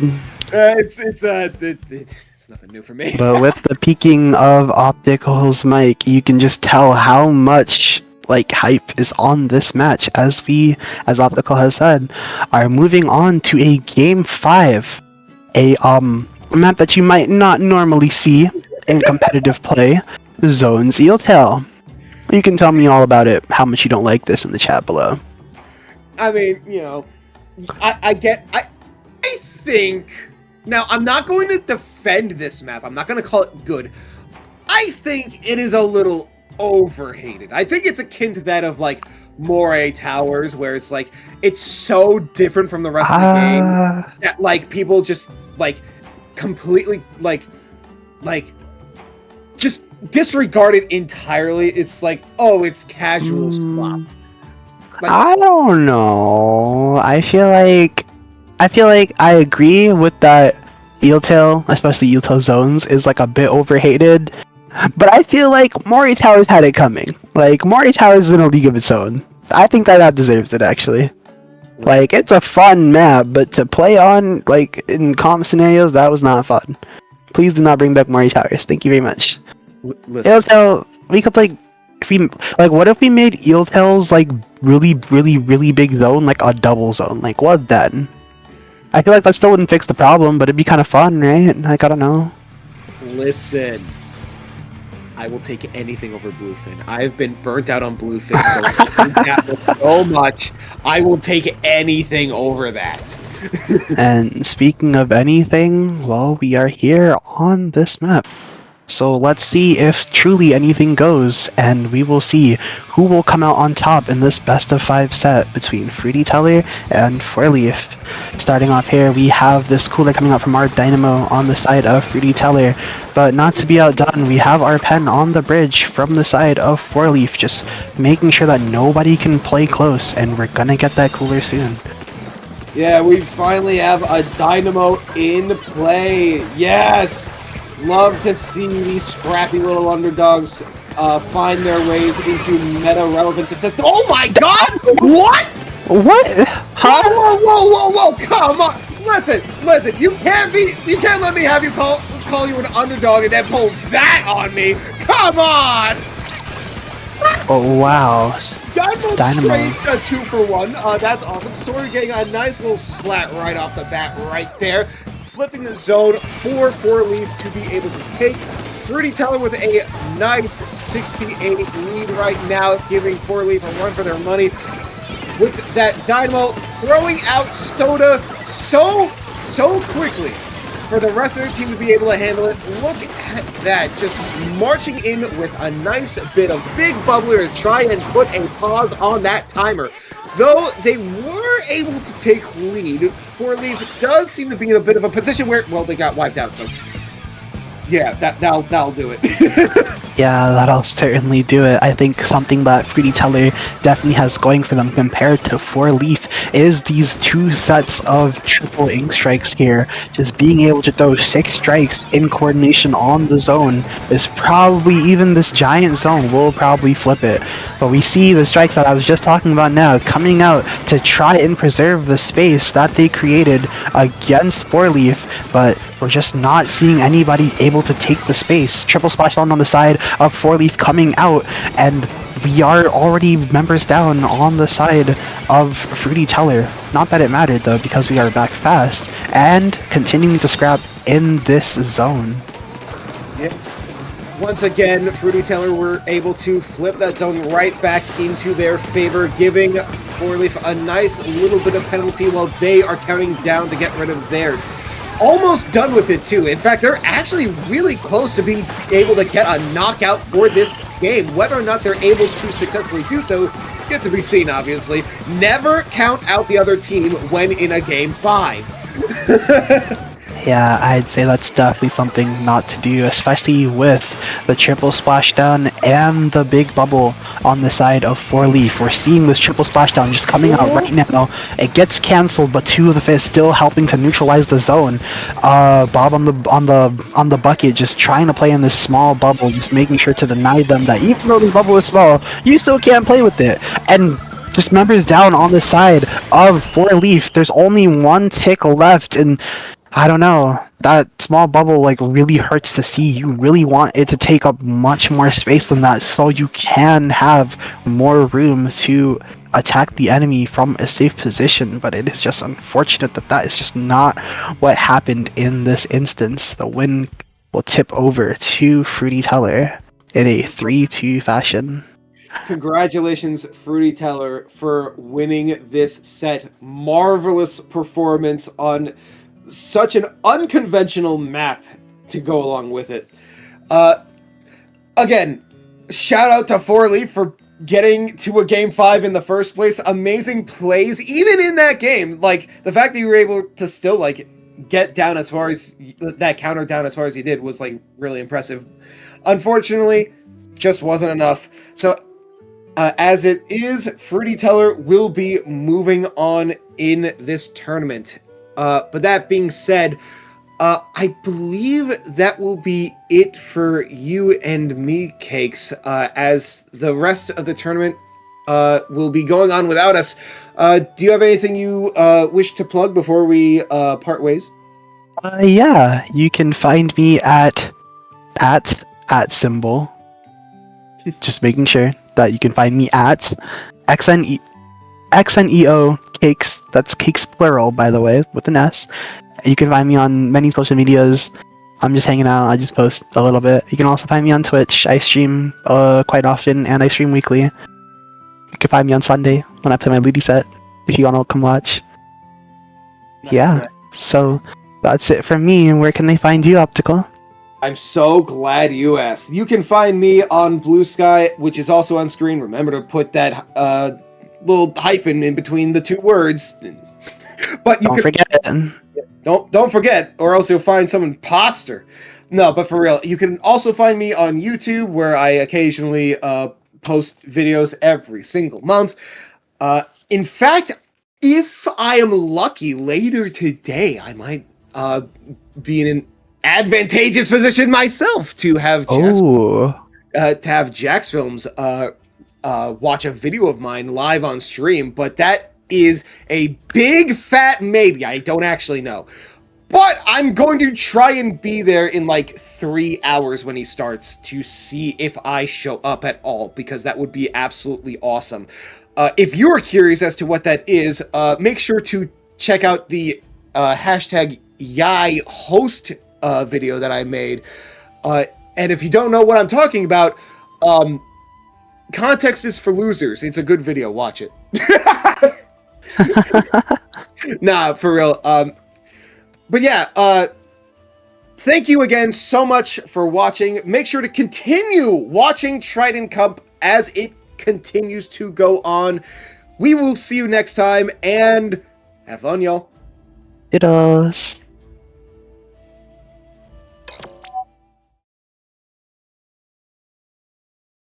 They're on to Jacket, and they get a quad. They will a full wipeout by now multiple members. That's a fifth, and now a sixth. And Zenith, she cannot be stopped.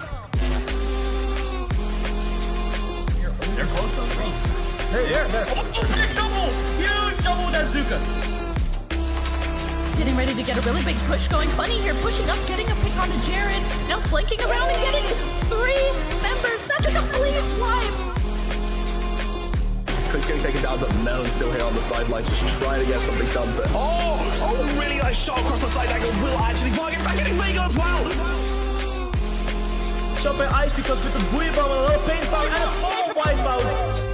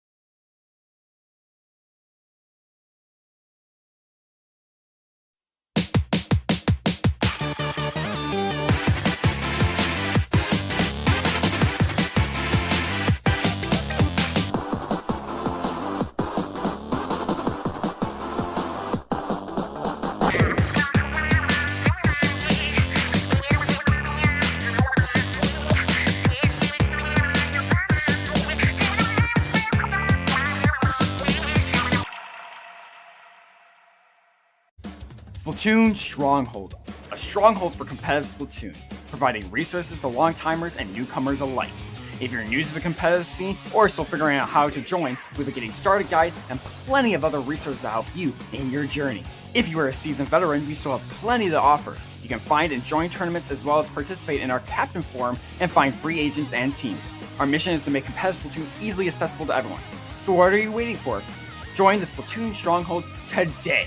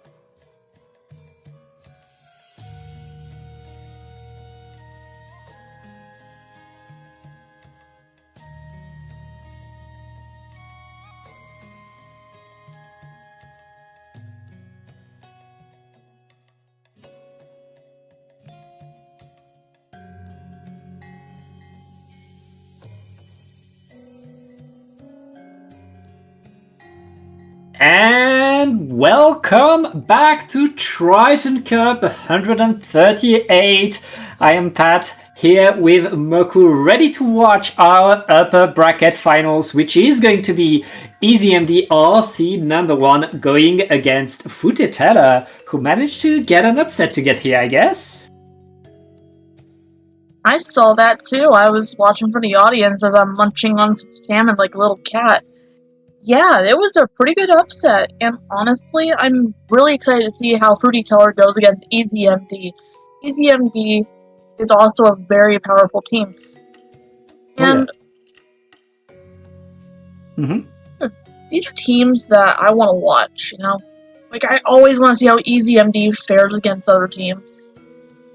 They're always so dangerous, and I mean, especially since we are the day before 20XX, there's a lot on the line right here. This is the final try, the final time to make a statement before the big major. So yeah, EasyMD wants to make it work, wants to remind us who they are and what they can do.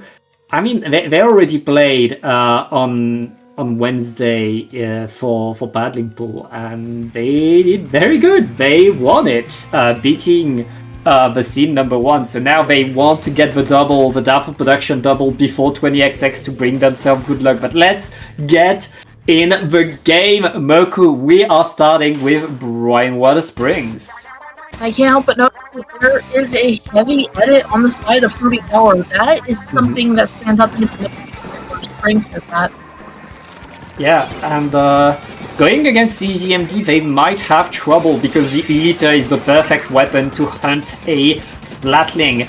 Right now, Fruity Teller forced to wait a little bit. They activate the strikes, but they lose way too many players. They're going to have to move back as EZMD is now moving forward, trying to get onto the ramp. They're not able to get there yet, but Fruity Teller needs something big, and right now they're pushing in, going in, and they're able to take control with 3 splats. And that gives them prize advantage enough for them to push right into their base. Blaster pushing in. Neon is a good blaster from what I have seen from their gameplay, and taking the lead in a very good super job. Sorry. Yeah, Fruity Teller right now fighting a bit too hard, going forward, trying to keep their control with the 2v2 for the zone. EZMD will apply penalty, but beautiful splat by the Slusher right here. That's going to delay the retake by EZMD. I guess Fruity Teller are able to stand their ground. I mean, the penalty was applied, but they're still around to maintain the presence, to keep the fight on, and that Slusher is doing the work.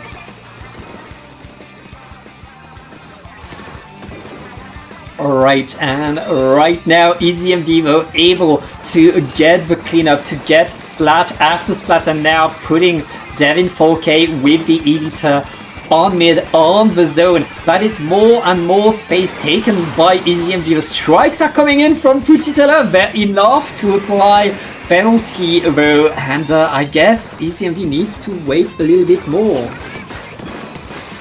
Indeed, they'll have to, which, for Brinewater Springs, patience is the name of the game here, and this is a very close score at like 2 minutes and 40 seconds left to go, with an R-bomb getting dropped off the cliff. Those look like chickens. Yeah, right now EZMD is going to take the lead, but we're only halfway through the game, and Fruity Teller just applied penalty once again, but applying penalty is not enough. EZMD is able to keep the presence, is able to keep the momentum, and they have the tools to really threaten that ramp once they are in there. I mean, between the Blaster and the Stamper, they have so much pressure, so much fighting power at a distance. Fruity Teller needs to cut the distance, and they already lost 2 players, Moku. Indeed they have, and Fruity Teller is being put on the back foot right now. ECMD keeping a lead, and while GG strikes are coming out, it's not enough. It's not enough to cap zone. They're trying so hard, but ECMD just has more firepower and more size right now, and that is game. Yeah, game number 1 for EZMD. Fruity Teller fighting hard, being so close, being almost there, but at the end of the day, EZMD really setting themselves ahead of the zone. And again, that's the power of a Stamper and a Blaster. Once they are in position, once they are where they want to be, the Elita secures their spot, and then every ledge is threatened by both the Stamper and the Blaster. It is so hard to mount an effective push against a composition like what EZMD is bringing, and Fruity Teller is going to have to bring their A game if they want to get back in these finals. It's as you said, Pat. EZMD is kind of dangerous because they move as a unit, and Fruity Teller did put up a very good fight against them. So yeah, I can't wait to see what they do on Undertow Spillway with 2 zones and a bigger map. What do you think? A bigger map, yes. It's also a longer map. It's a map that is on Brinewater Spring, you can pretty much always drop onto the zone and be back to painting it in an instant. On this map, there is very much a hallway in the middle, and you have to go through that hallway. You have to fight your way forward through that hallway with all the ledges that this map has as well. The range that EZMD has been bringing, the ledge camping options that they have on this map, they're going to be incredibly powerful, and it's again on Fruititella to be able to cut the distance, to be able to go at short range if they want to win their fights. Let's see what they've got. They have Dynamo now. Oh, Yeah. we're going Dynamo this time. Andy The comedy with, zone. Yeah, Andy with the Dynamo as it should be. That's what we want to see. Andy was already a cracked Dynamo long before Dynamo was buffed, so I'm really happy to see that Dynamo coming right here. This is the kind of switch up that could allow Fruititella to really get their head back in the game, but EZMD is there to fight it, is there to take control, and already Fruititella is pushed out, Moku. Oh, they're going for that early lockout. EZMD is indeed moving like a unit like they usually do, but Fruititella seems to have the schemes ready to go. We've got strikes coming out. We've got Booyah Bomb coming out on the side of EZMD. More strikes. But will it be enough to cap? Ooh, one going down to an E-leader. Oof. It's only the Dynamo left standing for Fruititella right there. The Dynamo cannot paint by themselves as EZMD are still holding control. Penalty hasn't been applied, and it's 2 down onto Fruititella. EZMD looking to simply run away with the zones. Fruititella, they have one last shot at the zone right now. They cannot miss this next push, or it's going to be okay. Oh, Moku. Indeed it is, and strikes are online. Let's see what we're going to do with them. We're going to throw 2 on one zone, 1 at the other. Well, I saw that they were trying to aim for that E-leader, but it didn't really go too far. If we could if we could get E-leader off the glass, and right as they were knocked out, now we can get some points for Fruititella. If you know who's your backline, if you know the backlines, you can make them move, and sometimes it turns the tide of battle. But here we've got them scheming right here on the end zap, nearly getting themselves ambushed by Anti-Pixel. Yep. And right there, EZMD losing a few too many players, but able to get to one of the zones at least, able to delay things, and EZMD though still holding 2 down. I mean, EZMD still pushing in, not able to get so much, but Fruititella losing player after player, and now that they lose their Dynamo, that's going to be EZMD back in control. Now the big question is, can EZMD take space ahead of the zone? There's still a slosher on glass, you are forced to dodge it, and the blaster is going to punish that as well. Fruititella still very much in that fight with the strikes to help them take some control. The bubbler is no help though. It's a wipe out. Fruititella. No way! I was just about to say, Fruititella. Yeah.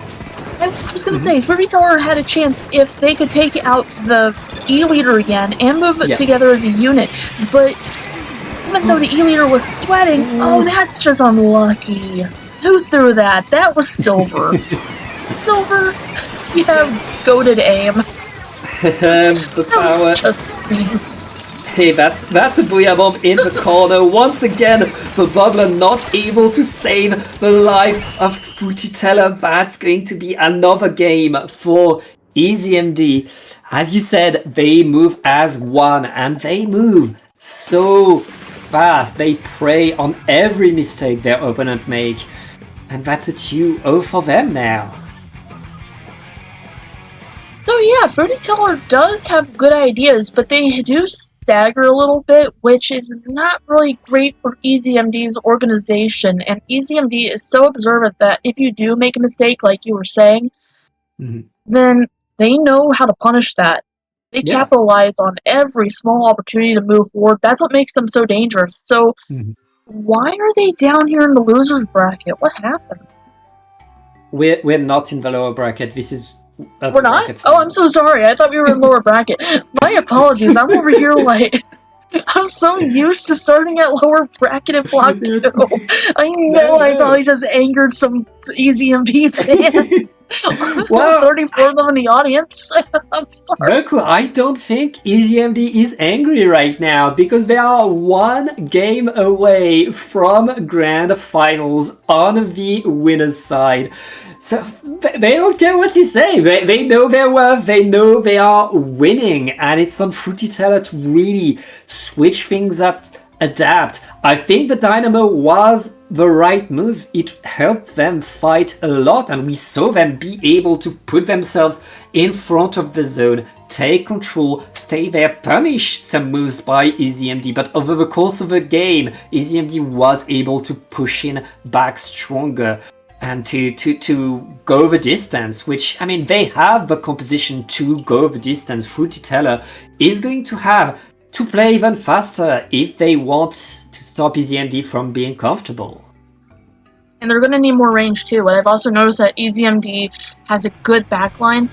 I think Fruity Teller could benefit from a good backline themselves. And I think if I see a Charger or a Splatling come out, yes! That's EZMD. I called it!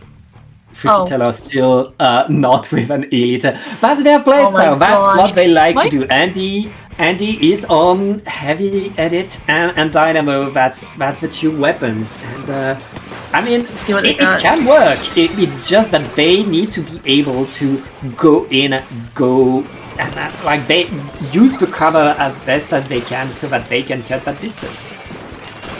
I don't know why I got them mixed up on my screen. I think I need to get my eyes checked, but I'm clearly seeing a sticker stamper avoiding these strikes right here, Pat, and we're going to see some sort of lockout here. I can feel it in my bones, but the GD strikes are coming out on the side of Fruity Teller, Booyah Bomb negating it just one frame later. That was just unlucky. Yeah, Silver goes down to the blaster. What was that? Yo!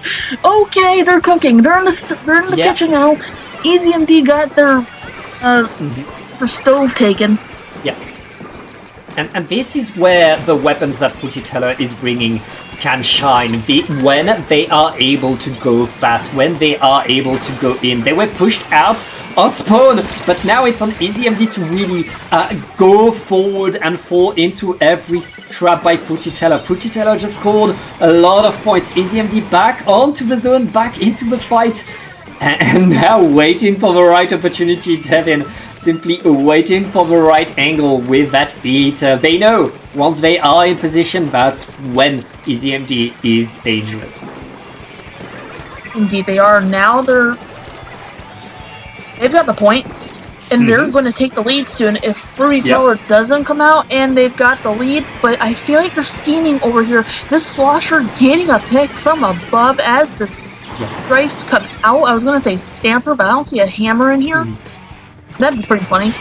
I see some good throws. Ooh, what was that? Nice splat bomb. Yes, beautiful one. That's going to allow Fruity Teller to retake control of the space. EZMD needs to mount another push. They don't have a special ready yet, so they'll have to wait a little bit before going in right now as Fruity Teller have a lot of bait around, are waiting for a mistake, are dodging the Booyah Bomb this time, and they're going to get the lead. 2 down on EZMD. Fruity Tellers are getting more and more. Indeed, they are. Strikes coming out once again as the ticks the points keep ticking down. And like, EZMD clutched it right when we weren't looking. Yeah, that is 2 down on Fruity Teller. EZMD still able to come back forward. EZMD has such a power of it feels like they are calm whenever they play. It feels like it's all going according to plan. They're simply waiting for the right moment and seizing it without hesitation, and it's all methodical right now. EZMD are simply getting back in the game, getting back the lead, and there isn't much time left, Moku. Yeah, you're right. EZMD just has a cool and calm way of just getting the points back. You'd think they're on the back foot, but you just see them push their glasses up like that trope.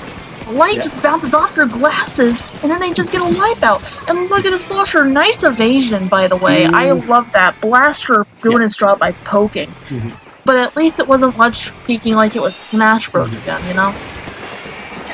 Right there, the editor was there for EasyMD. That's allowing Fruity Taylor to really get a lot from these fights right there. Beautiful bubbler I think that was to get more ink and keep the streak going on. Beautiful play. That's how you want to play Blaster. Fruity Taylor in the right position, going into the last minute. They don't need to hold that long, Moku. Ooh. No, they really don't. And we're seeing Devin Forte on the E-Leader 4K. Bringing up that wave breaker. They're ready to go. Not kidding. I don't think they got that pick, but they are aura farming in front of us now. Yep. That's EasyMD still very, very powerful. 30 seconds left, but we might see a KO if Fruity Taylor cannot push right now. They're able to stop the Stamper. That will allow them to get back onto the zone. The strike supply penalty, they're still in it. They need to hold that control, but they need to get the splats around the zone. But EasyMD is able to splat them and retake control. 10 seconds left, and Fruity Taylor right now is desperate to go back in. They have everything under control with a final wipeout to close out the set. Or is it final? Wait, hold up. Is it best of 5? Yes, it is a best of 5. EasyMD is now winning and going forward into grand finals. Fruity Taylor, it's not the end for them. They still have another final, the lower bracket finals, to fight if they want their revenge against EasyMD. But for now, that's 3-0 for EasyMD, really making a statement about who is on their home turf, about who is seed number 1. Moku, we have a low bracket semis waiting for us, so we're going to take a very short break so we can make the lobby, and we'll be right back. Woohoo!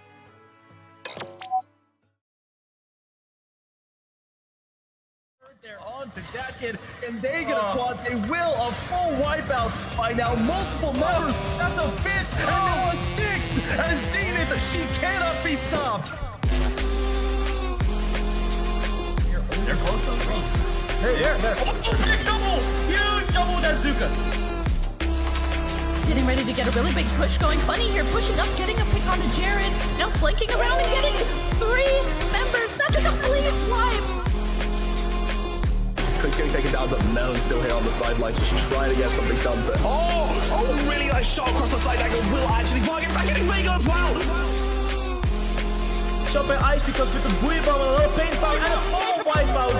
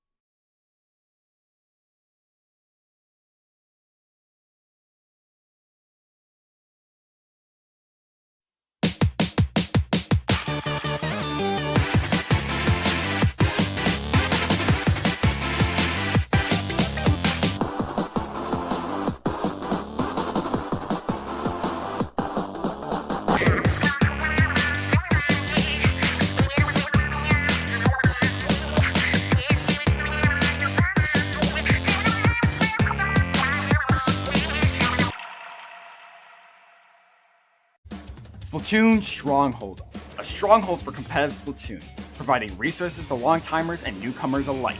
If you're new to the competitive scene or still figuring out how to join, we have a Getting Started guide and plenty of other resources to help you in your journey.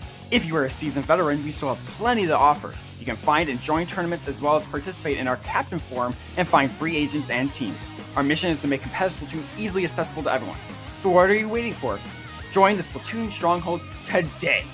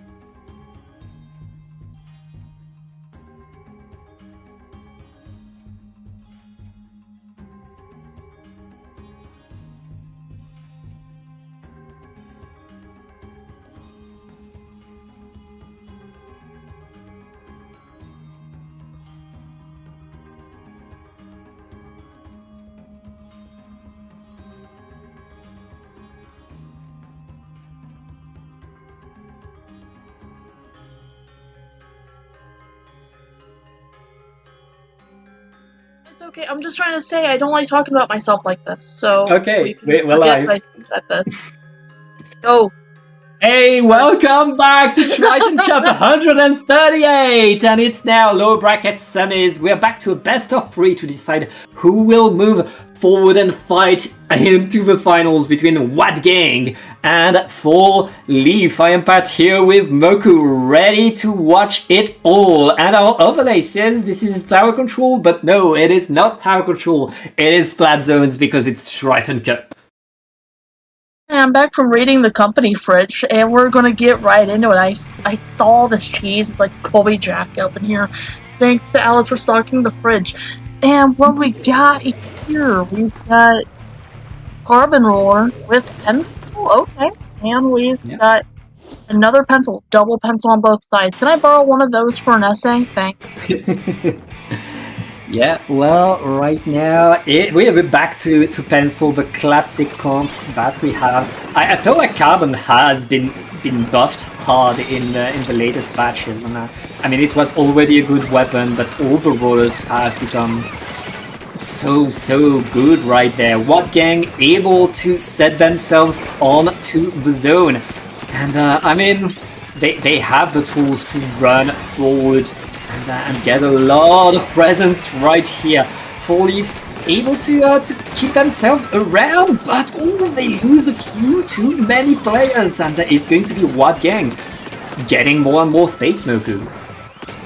Indeed, and look at this. Whoa, teleporting a little bit. I think their pencil's a little bit laggy on the side of What Gang. 4 Leaf not only having 90 points and 9 penalty points with a good jump out for their sticker scamper.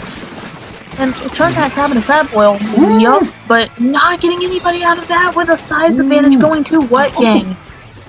Yeah, but What Gang just lost a few players. Will they be able to hold the zone? It looks like their pencil is in the perfect position for that, especially since they had the cooler to respawn. Full Leaf back to the drawing board, needs to mount a push again. They have the coolers, they have the drinks, but What Gang has no penalty left. The Crab Tank is holding the ground with the help of a pencil. Full Leaf is flanking, is behind them, but will be able to take a lot, but the Splashdown is holding the zone, Moku.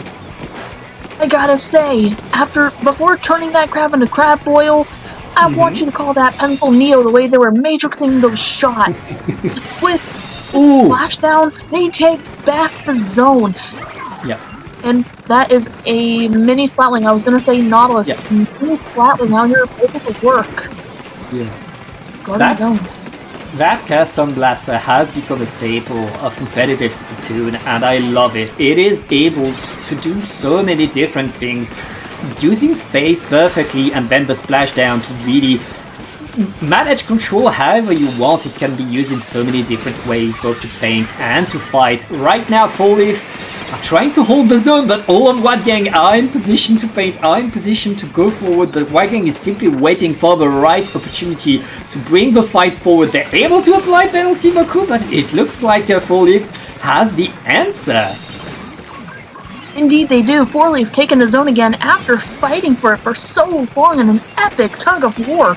With Mini Splatling getting into the middle and guarding zone. Cooler coming out, watching the street over here, checking for street passes, but don't get distracted because What Gang can always take the zone back. We're seeing Mini Splatling matrixing that Zuka shot very beautifully, guarding against that splashdown. Look at this, Pat. They're putting in the work.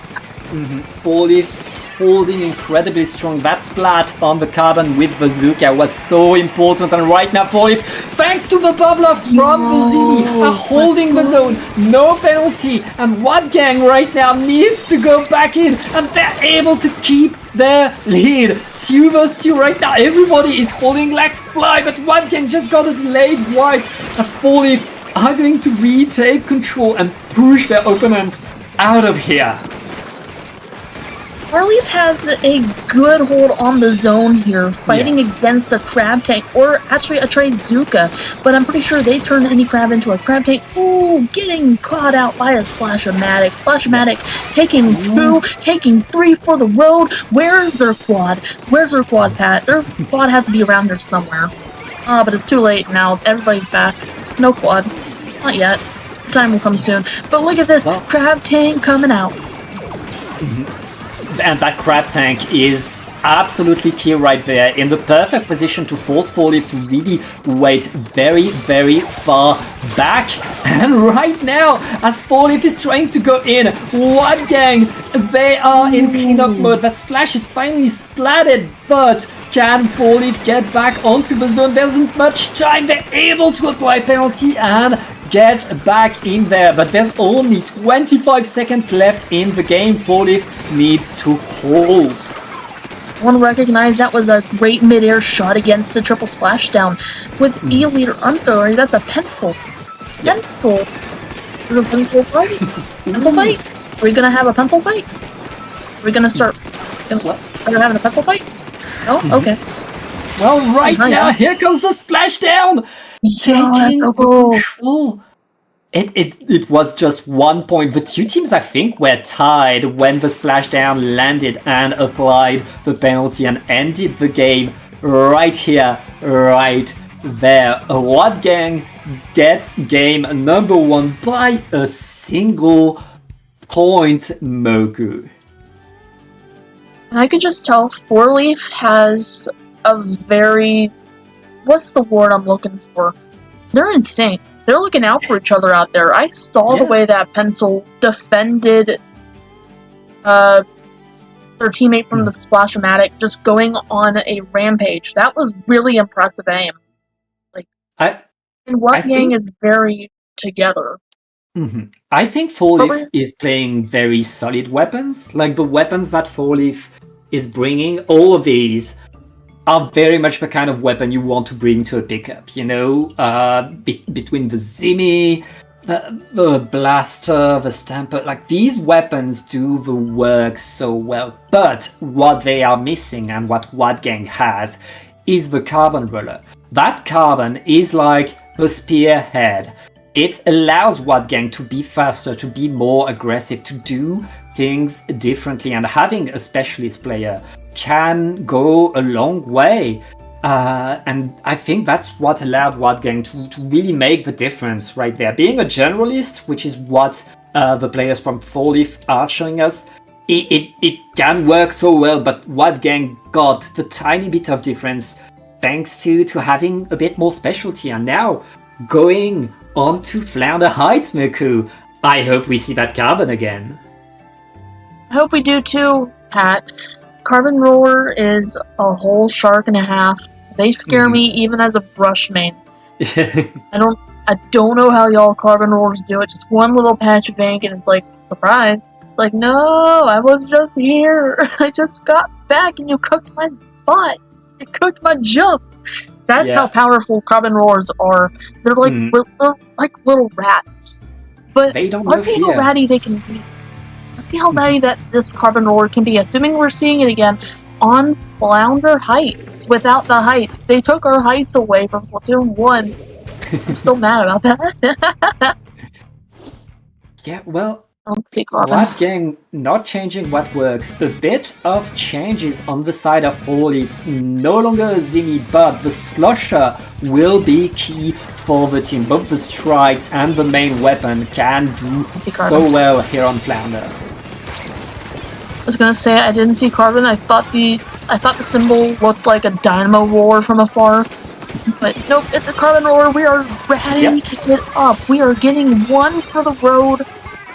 Base, but Trizuka goes down. Yeah, it's only the blaster able to get the jumps in for 4-Leaf. 4-Leaf.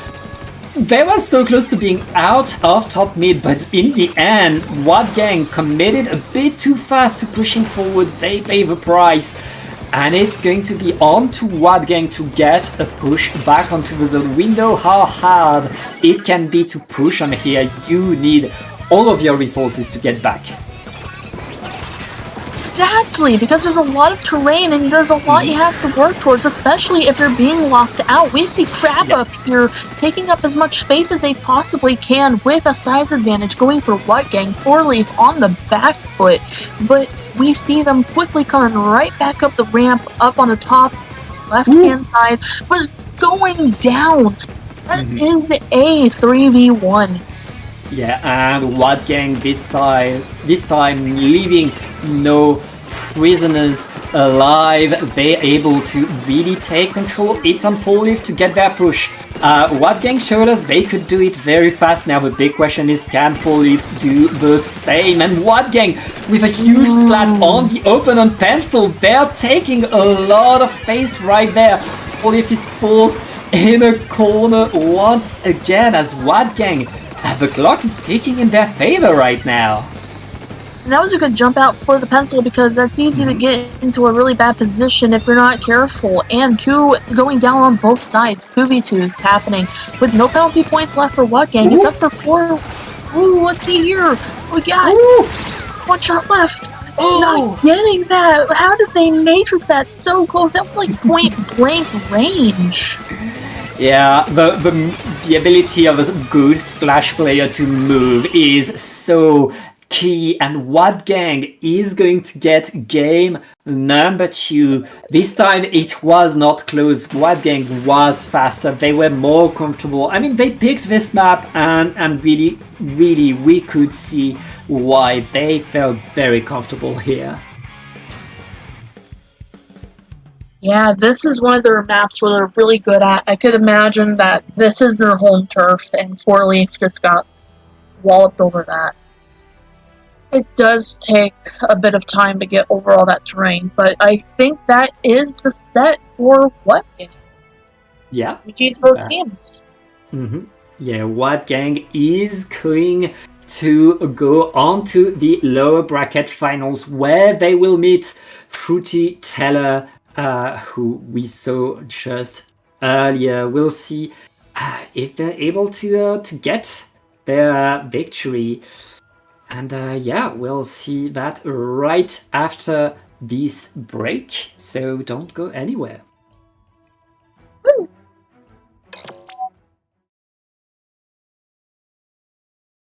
They're on to that kid, and they get a quad. They will a full wipeout by now multiple members. That's a fifth, and now a sixth. As Zenith, she cannot be stopped.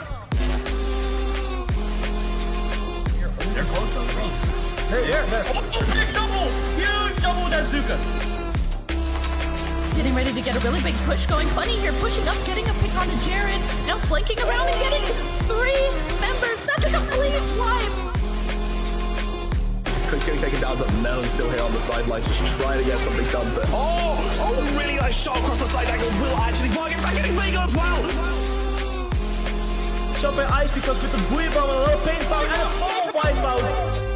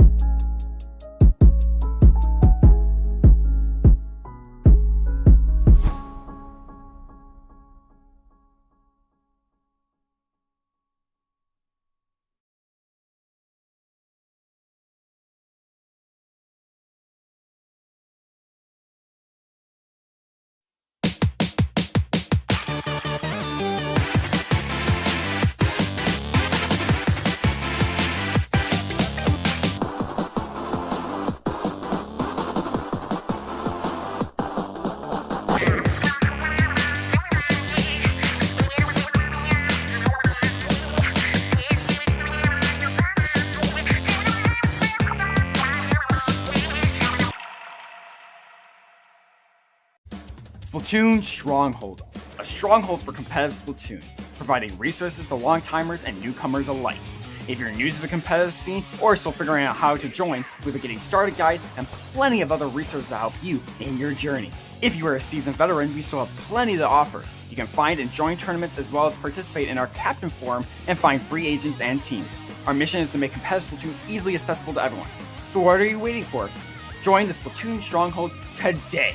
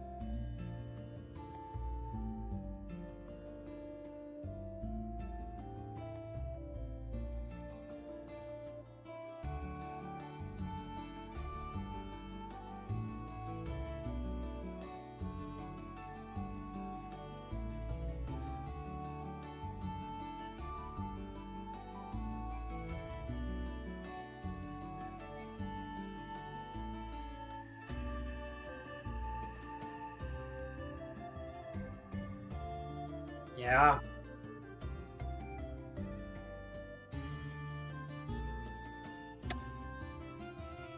And we are back with Triton-Cup 138. It is now the lower bracket finals. It's going to be Fruity Teller going against Wad Gang. Wad Gang are seed number 2, but I guess they had an issue in their first set that put them into the lower bracket. Fruity Teller was able to step up, but were put down by our seed number 1, Easy MD, and now Moku.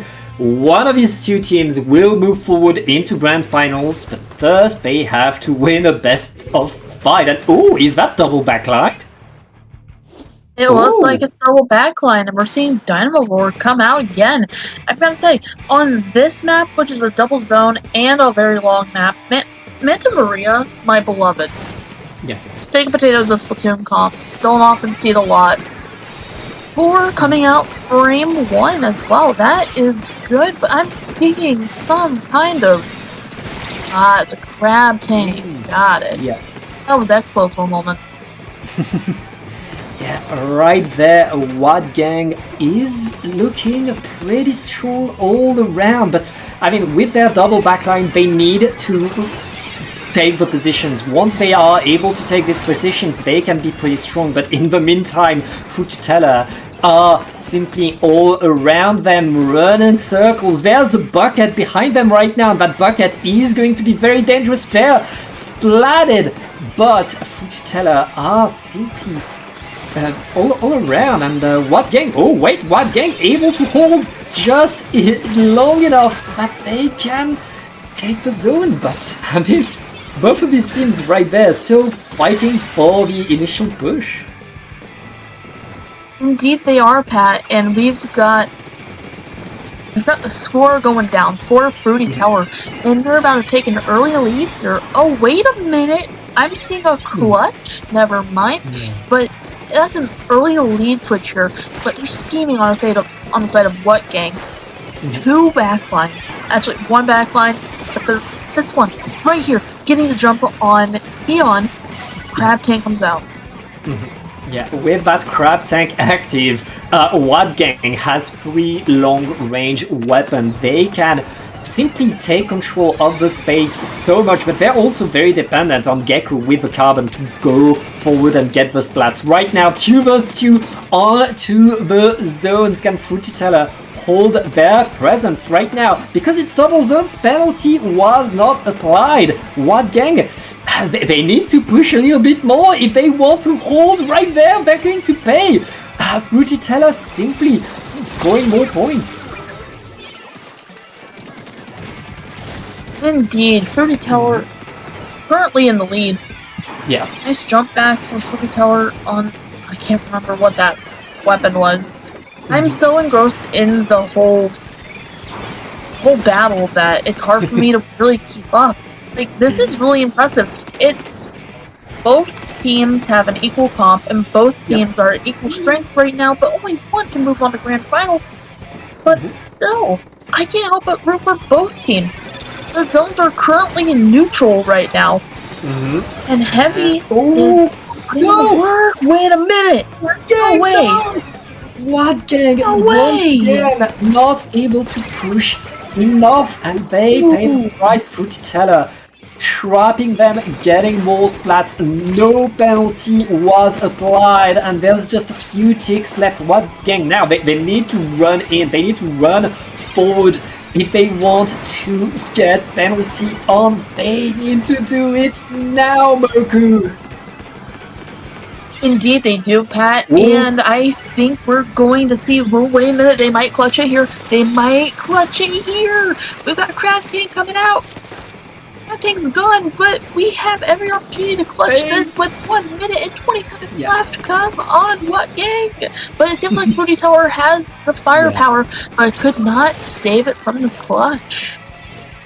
Yeah, with 3 players down, Fruity Teller finally pushed away, forced out, and this is where Wad Gang is at the most dangerous. They have the range, they have the presence. Now there's a lot of yellow around, the carbon could be anywhere, but Fruity Teller is simply moving in. The strikes is enabling them to go forward. But look at that! What gang now? They have the position. They keep the zones. And the pencil is playing cleanup, ending the dreams of the Dynamo right there. Fruititella.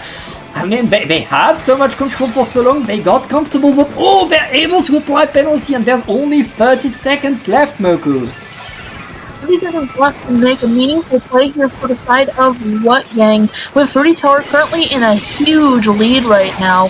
And even then, What Gang has 33 points worth of penalty points as one goes down on the side of Fruititella. We have a 3v3 at the moment.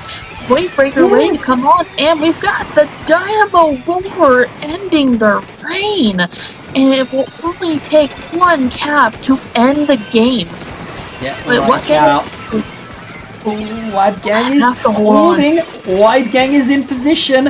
White Gang is able to paint ahead. Now the big question is, can Fruititella mount another push? Another push is all they need. White Gang waiting for the mistake. The carbon is lurking to the side, but is marked right now. That's going to cost them. Fruititella knows where to go now, but they get burst to the face.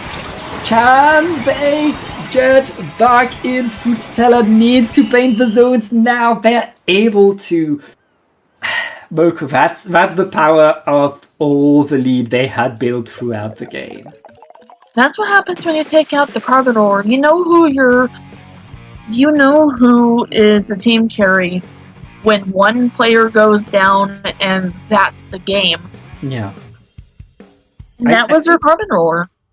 I think you're right. Like, the thing, usually, if you want to do whatever you want to splat the opponent's backline. But right there, because of the composition that White Gang was running, they were really dependent on the Carbon Roller to really go forward, get into fights. The Splash could do it a little bit, but is also more of a support weapon. That Carbon was the weapon to go into the fights, and once that weapon was down, Fruititella knew that they could move in, that they could get into fights much, much more safely, and they made that work. That is 1-0 for Fruititella. Now it's on What Gang to get back in the game. As we're going on Barnacle and Dime, though, I feel like that is a better map for them, Moku. Indeed it is. I feel like Fruititella is going to be on the back foot a little bit more because What Gang likes to take up a whole bunch of space. Yeah. I think they'll have enough room to check the streets for street passes, so to speak, and start getting walkouts more. Because once you take over Plat, it can be over if the other team doesn't really have a plan. Yeah. Fruititella doesn't seem like the team that doesn't have a plan for that, so it will be interesting to see how it goes. What do you think? Who do you think's gonna excel here? I kind of agree with you. I think any team that's able to take control of the Plat will be able to hold it for a long while. And What Gang, we've seen that they like their range, they like extra range. It will be more true for them than it is for Fruititella.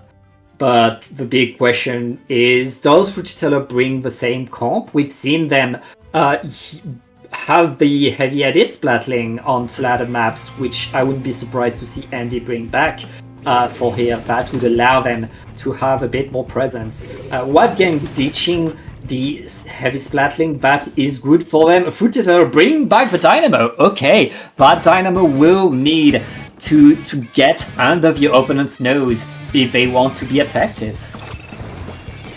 I really like both comps here. What Gang has a well-rounded comp, but Fruititella is keeping an ink-based comp as one goes down on the side of the former team. Like former ladder, but look at this, Bob going down as well. Two more! No! Bob just came back and you cooked their jump spot! This is a rat! When's that Brush versus Roller 1v1? Asking for a friend, but seriously, they are taking my advice. They are controlling the Cat as Heon goes down. Cat, I am scared. The rampage by Geku right now. That's the answer that What Gang want to bring to get back in the set. Right now, Fujitella is struggling to get space, is struggling to get presence. They're able to get a few splats. Can they paint the zone? The splashdown, able to get some paint on, but Fujitella just used all of their resources to get back onto the zone. And look at that What Gang respawn. Ooh. That is a beautiful splat by Fujitella. They're able to set themselves. I mean, What Gang got a big lead right here, but Fujitella is back in position. And as we were talking about, once you have that splat, you're very dangerous. Indeed they are, and I am back. I was gifted french fries. They're so good. As we have 13... We're going 13:42 here and counting. For Fruity Teller finally has the zone. Yep. I guess they made an awesome play within the 5 seconds that I had to get up, but that's what's so impressive about high-level play like this. You just never know. Heon goes down to the pencil. Yeah, right there. Fujitella holding the zone as much as they can. Not enough to deny penalty, but they still have their presence. They still around, ready to punish the next move by What Gang now. As long as they can keep their presence on the zone, they can keep painting. That's the power of the Dynamo for you. Look at that presence. They're really pushing What Gang out of their own platform. And now Fujitella, I mean, they're back in control. They don't have that much penalty, Moku. They're coming back in this game. They really don't, and the scores are so close together as well. We got What Gang and Fruity Teller out here just in mid. It's a whole tug of war. As What Gang is going for that lockout as two go down to the blaster. The blaster is with 3 people down. Where's your quad? Where's your quad? Where's the 4th person? Is it like this? Ooh, talk about a 6-piece meal. Not stopping What Gang on a rampage right now. Earlier it was the carbon, now it's the blaster.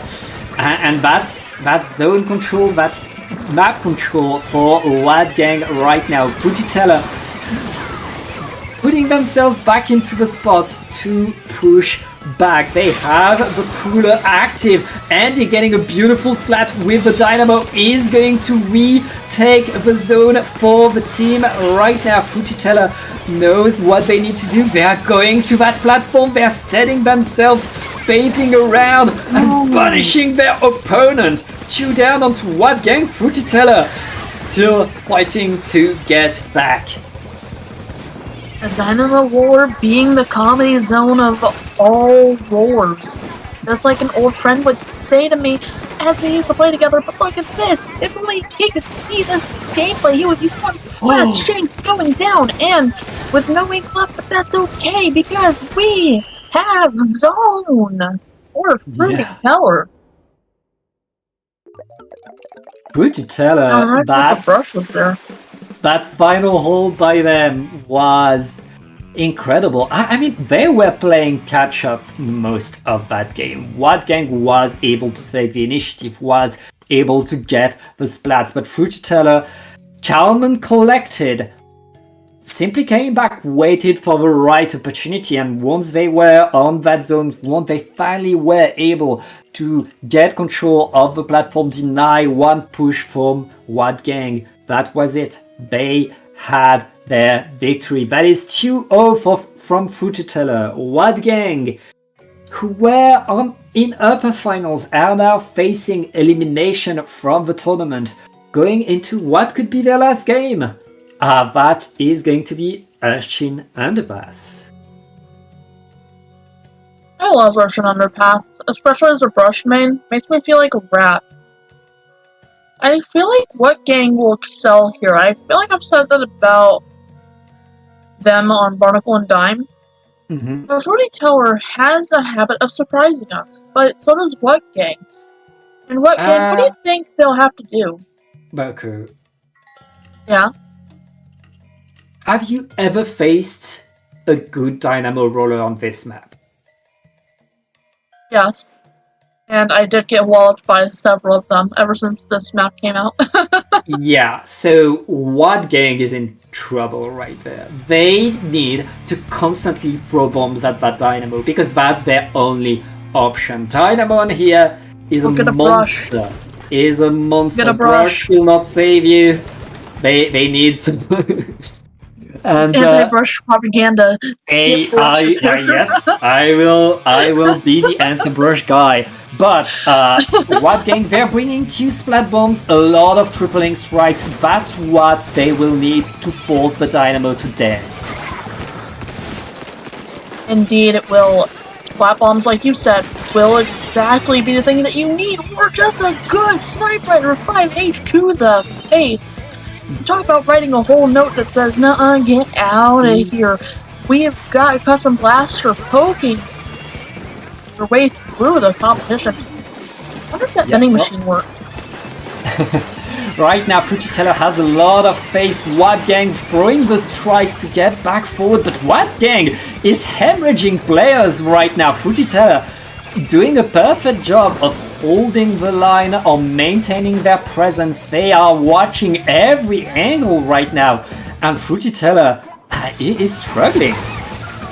They are. They're on the back foot. Oh. We both thought that What Gang would be struggling on this map, but Heon goes down to the pencil. It just seems like they had a plan for this. But look at this, we've got BB Strike coming out, and it takes the zone. Okay, so it's Fruity Color's turn to have an advantage.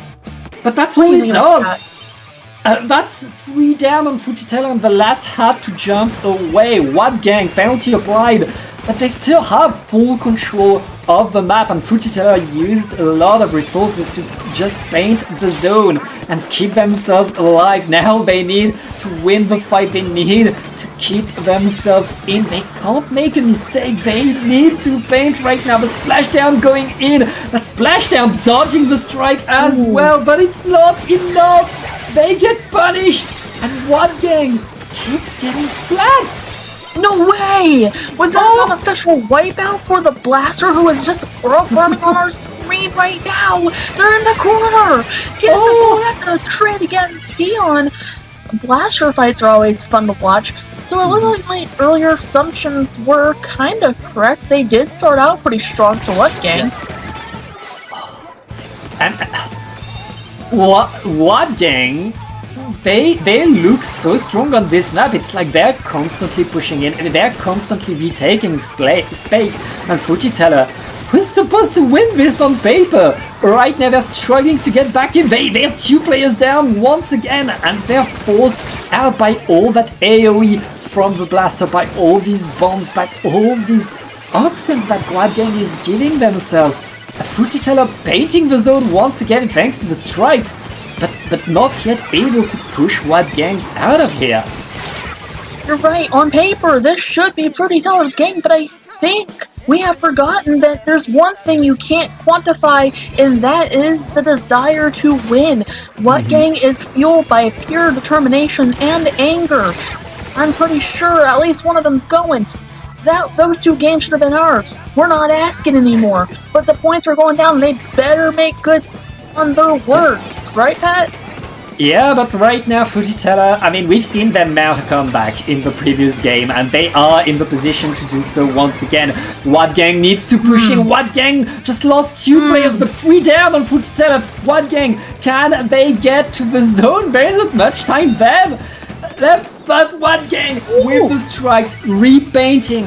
They keep their lead, and right now, with just a minute and some left, that is so important. Fujitella back to the painting board and needs to get back forward, and here they go.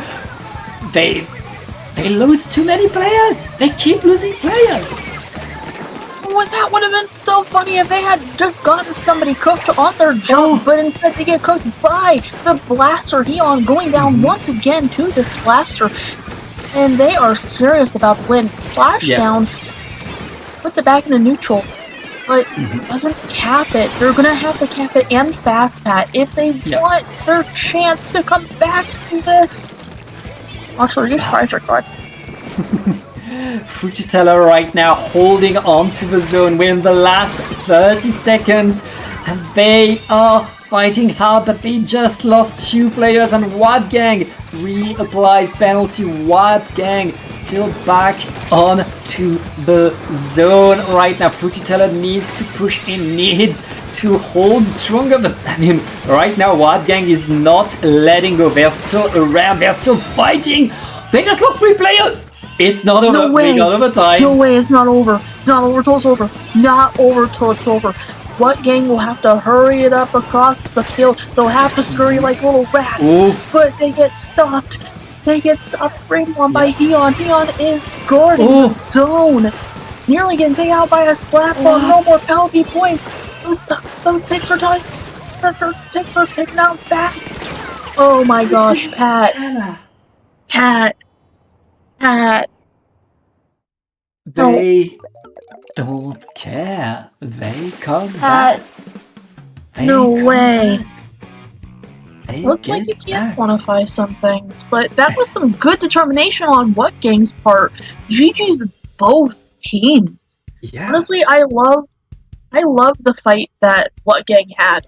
That's a kind of determination that I want to learn from. Y'all are goated. Every team here is goated. I just want to say that. But like, What Gang really had that play where they had to win every fight. And they were winning every fight for most of that game. For 5 minutes they were winning every fight, but Fruititella was able to add 30 seconds to the game, and these 30 seconds were the ones that mattered, were the ones that allowed Fruititella to get back in after getting pummeled throughout this game. Fruititella, they win 3-0, and I mean, they simply learned, adapted, and punished Watt Gang once again. a package of salty French fries says if that splashdown was a little bit more onto the zone, they would have capped it, but they weren't able to cap it very well because the main player was still on the platform. Fists punched the zone, but you still needed the main third player in that, you know? Yeah, that was very much an incredible play by Fruititella. Watt Gang so close to keeping themselves alive, but we'll have to say goodbye to them. It's now going to be Grand Finals, Fruititella versus Easy MD, and we're going to take a short break, set everything up, and we'll be back with Grand Finals. Stay tuned for the They're on to Jacket, and they get a quad. They will a full wipeout by now multiple members. That's a fifth, and now a sixth. As Zenith, she cannot be stopped. They're close on me. They're big double! Huge double Dazuka! Getting ready to get a really big push going funny here, pushing up, getting a pick onto Jared, now flanking around and getting 3 members. That's a complete wipe. Chris getting taken down, but Melon still here on the sidelines, just trying to get something done. But really nice shot across the side angle. Will actually bargain back getting Mega as well. Shot by Ice because with the booty bomb and a little paint bomb and a full wipeout.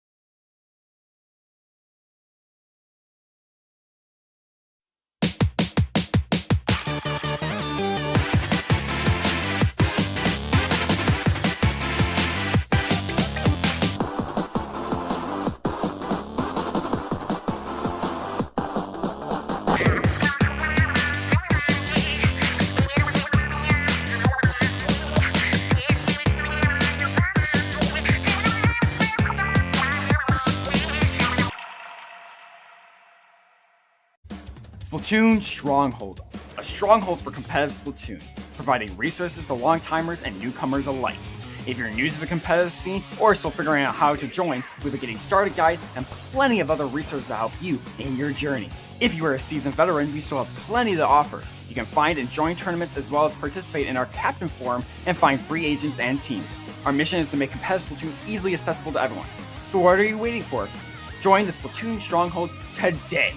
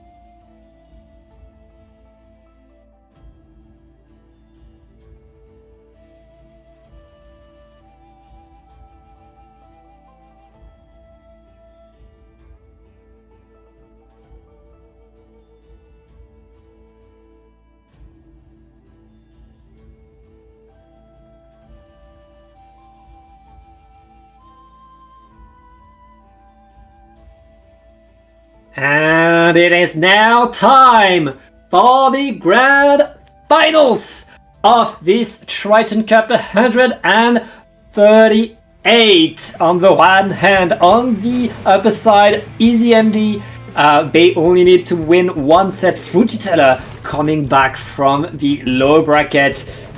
They need to win 2, and I mean, it's our last tournament before 20XX, so there is a lot on the line, Moku. There is a lot on the line. 20XX sounds like it's an epic tournament. I really want to fight in there. Don't need a brush. But anyways, look at this. We got the heavy edit. Oh, what? They heard brush and didn't want any part of it. Oh no, a brush ends the game by accident. I think there were a bit of issues when making the lobby. One player was not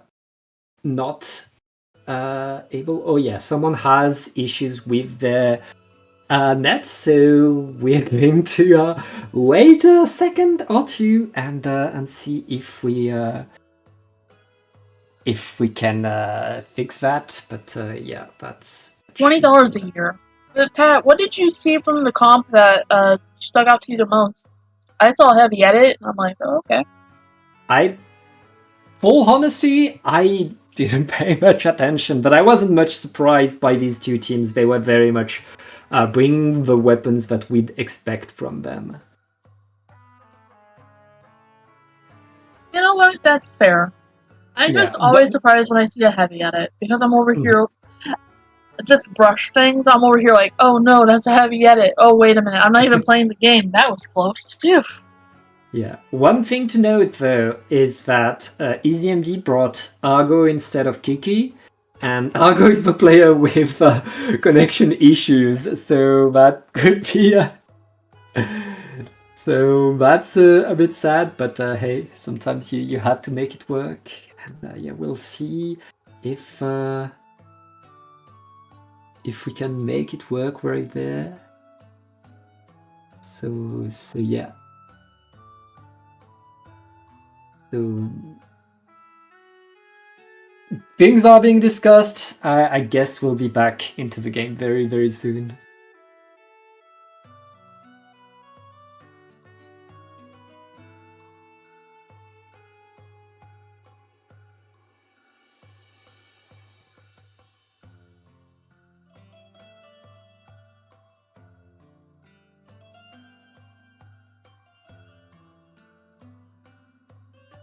Okay, and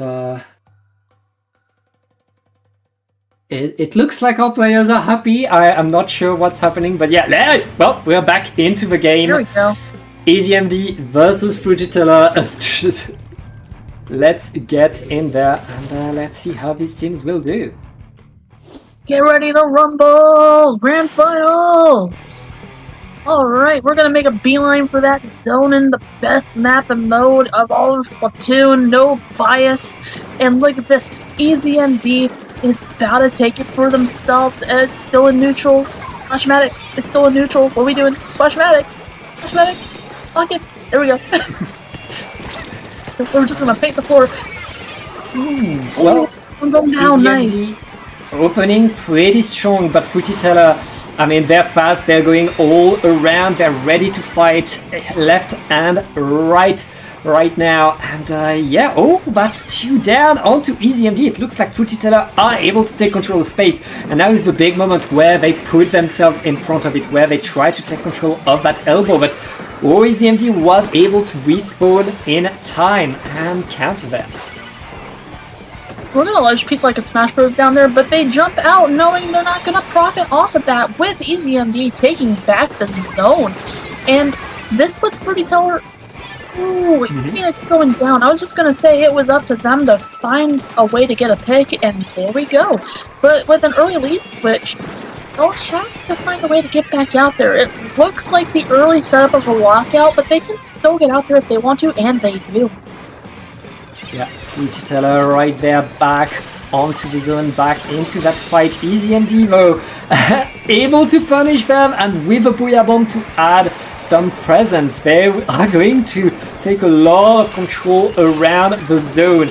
But once again, Fruititella were able to keep control of their own elbow. Oh, wait, they just lost 2 players. The strikes are not enough. They're not gonna do much with nobody to follow through on it. And EasyMD is now way ahead of the zone and keeping the onslaught going. Indeed they are. They are ready to just camp out with some s'mores, but as Bob goes down, Heon is quick to say, no s'mores allowed on the base. So we're just gonna start cleaning up here. Not much They're running out of time. They're running out of time. They're running out of time. I need to go in, but Barbara is too far from the zone. The strikes are able to paint. There we go. And Fruititella still alive, still in there. But, I mean, EasyMD just took a big step forward. 4 points away from victory is big for them. And Fruititella is going to need to step up. Indeed they will, but they're staying alive. We love to see that in this household, and I feel like we got a little bit distracted by that point, but that's okay. I would have done the same thing as a brushman. You know, you just gotta get all the picks you can. They ain't always add up, but getting picked off by the blaster that just went down, unfortunate. And there's a flank back here for Fruititella. Nice strikes. Yep. Oh, getting left over. You were 0.5. That is 2 down onto EasyMD. Fruititella setting themselves back forward, and look, it's their turn. They have the bubbler ahead of the elbow. They are going to get a lot of points right there. EasyMD is in a rough spot. They're able to get the splats though. That's the power of a sniper. The sniper is splatted, but EasyMD paints the zone. Wait, they didn't get penalty. They didn't get it. Oh, well, they're still able to get the splats. Shocking. Yep, well, penalties on now. Yep, $20 a year, folks. Heon goes down, and we're seeing a good lockout being set up by EasyMD. EasyMD, with just about a minute and 5 seconds left to go, they really want to keep zone. Ooh, but getting denied by the heavy-headed. Yeah. Right there. That's all down. A wipeout by EasyMD. No way! Sealing the deal and taking game number 1 in a commanding fashion, Moku. That was awesome for both teams. So, what stuck out to you the most? Like, what do you think Fruititella would have had to have done if they wanted to take the set? Or not the set, the match? I mean, we had twice EasyMD really setting themselves around the zone and not letting go. Simply controlling the space, not letting Fruititella get comfortable with anything. EasyMD was on top of the fights, was on top of the space. Fruititella cannot let EasyMD get comfortable with that, like that. Both times it cost Fruititella big time. And going on to Manta Maria, that's a very, very different map, but that's also a map where, as we've seen earlier, it is hard to get back in because there's 2 zones, because the map is so long. It takes a lot to paint both zones. It takes a lot to apply penalty. So Fruititella, especially because EasyMD is bringing a leader, Fruititella cannot allow EasyMD to take control, cannot allow EasyMD to really be comfortable and be where they want to be. They need to force EasyMD to be in a fight at all time. This is so true. It is so easy to put your E-leader, your charger, or heavy edit up there on the grates. And it's also easy to get locked out in the bunker, so you really gotta watch your street for street passes. And if they don't have DSIs, then you're just gonna have to throw them overboard, you know? And if they're born after 2010, then tough luck, you know? But street pass was goated. Yeah, well, Let's see it what is time to fight right there. Fruititella, I expected the Dynamo to come back, but the Tri-Slusher right here, that's double cooler. That will allow them to constantly respawn. As long as they can chain this Tacticooler, they could be very much golden right now. And I noticed that the heavy edit is gone. They've traded it out for something else. For For Dynamo. Okay, Dynamo is pretty good. Alright, Dynamo is pretty good. I'll be fair. I'll be fair to Dynamo. It's pretty good, but I think their Dynamo no, it didn't go down yet.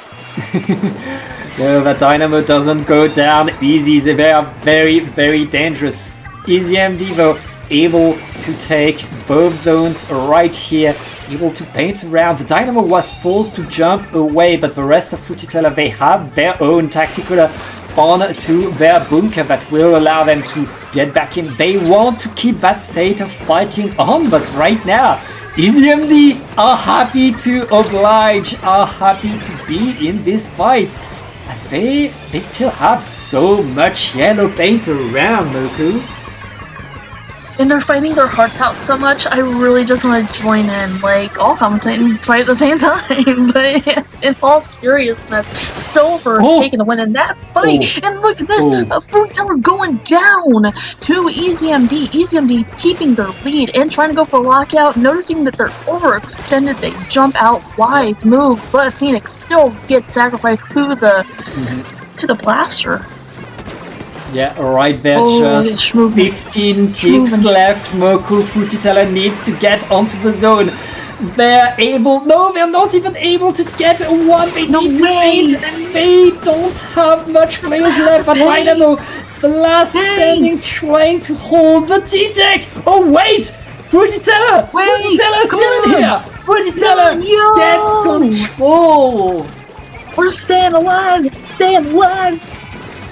I love that song, but seriously, look at this. They're not gonna just take it laying down. They're not going into that good night yet. This tournament is still theirs. They're still in the game.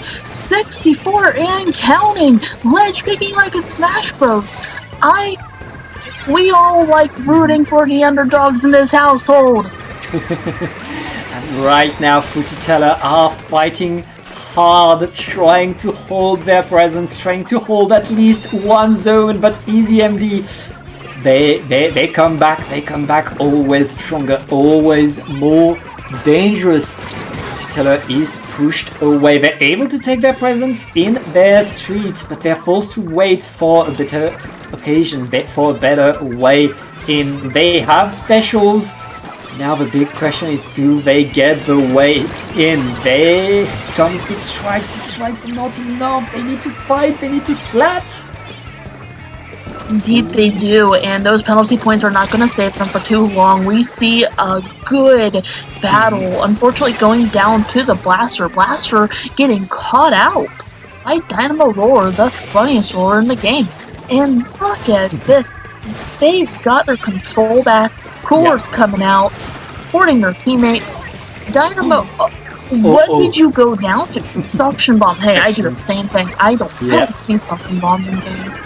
Yeah, the power of the good suction right here. EasyMD not able to retake the zones though. They kind of rushed, thinking the Dynamo was the only one defending, and Futitella is happy to fight them, happy to stay there. 30 ticks left. Futitella coming back into this game right now. One zone is painted in the last minute of the game. Andy repainting the zone with the Dynamo right now. It's a lot of players down on EasyMD. Wait, Futitella are coming back. Indeed, they know what they're doing now. They got. Wait a minute. We're seeing a clutch. Wait, yo, no wait, yo. That's the clutch. That's a clutch. Retailer. Move. Big move by Futitella. Able to simply hold, able to simply punish. And I mean, between the Tri-Slasher and the Dynamo, they could really fight around these ledges. It was really about them finding the space, setting themselves in the right spot. Once they were there, they were there. They get to tie up the score. We are now 1-1. I'm really excited, Pat. I'm really excited. What we got now? We got crab leg zones, is it? Yes, we zones, of course. It's Triton-Cup, and we are going to crab leg capital. Can you tell which team picked which map right there? I think we can guess. EasyMD with the Elite, very happy to go on to crab leg. And yeah, I mean, Fruititella just showed us a different game, just were able to make things work. Now they're going back to a charger heaven, and they will need the tools to contest that charger. They really will. And if Heavy Edit comes back, that's gonna be interesting. Now they can keep Dynamo Roar on the side of Fruity Tower, but if they go back to Heavy Edit, it might benefit them just in terms of range. But if you really just want the kill power, keep Dynamo. Both are good. Just what do you prefer? You know? I think, Moku, that most of the time I'd say you'd rather have a Heavy Edit Splatling on this map than a Dynamo. But going against an Eliter, I'd rather camp under ledges than play a Splatling. Because Splatlings, they're easy picking for an Eliter on this map, so I think we see the Dynamo come back, but I could be proven wrong. Fruititella, they very much like to make the surprise. We see an S-Blast coming from EasyMD, and I mean, you were right, the Heavy Edit comes back in. Indeed it does! I knew it was gonna come back. With Theon going down to the Sticker Scamper, it's no surprise that Heavy Edit would make the return because you want to have the kill power and the range. But I was just saying if you want to keep Dynamo, then that would be fine too if you just if you park yourself right up there on the grates. Which, speaking of grates, one goes down on the grates on the side of Fruity Tower. That was a good attempt, as we have a good jump out. Nice. Oh, but that was an unfortunate pick over to the left-hand side.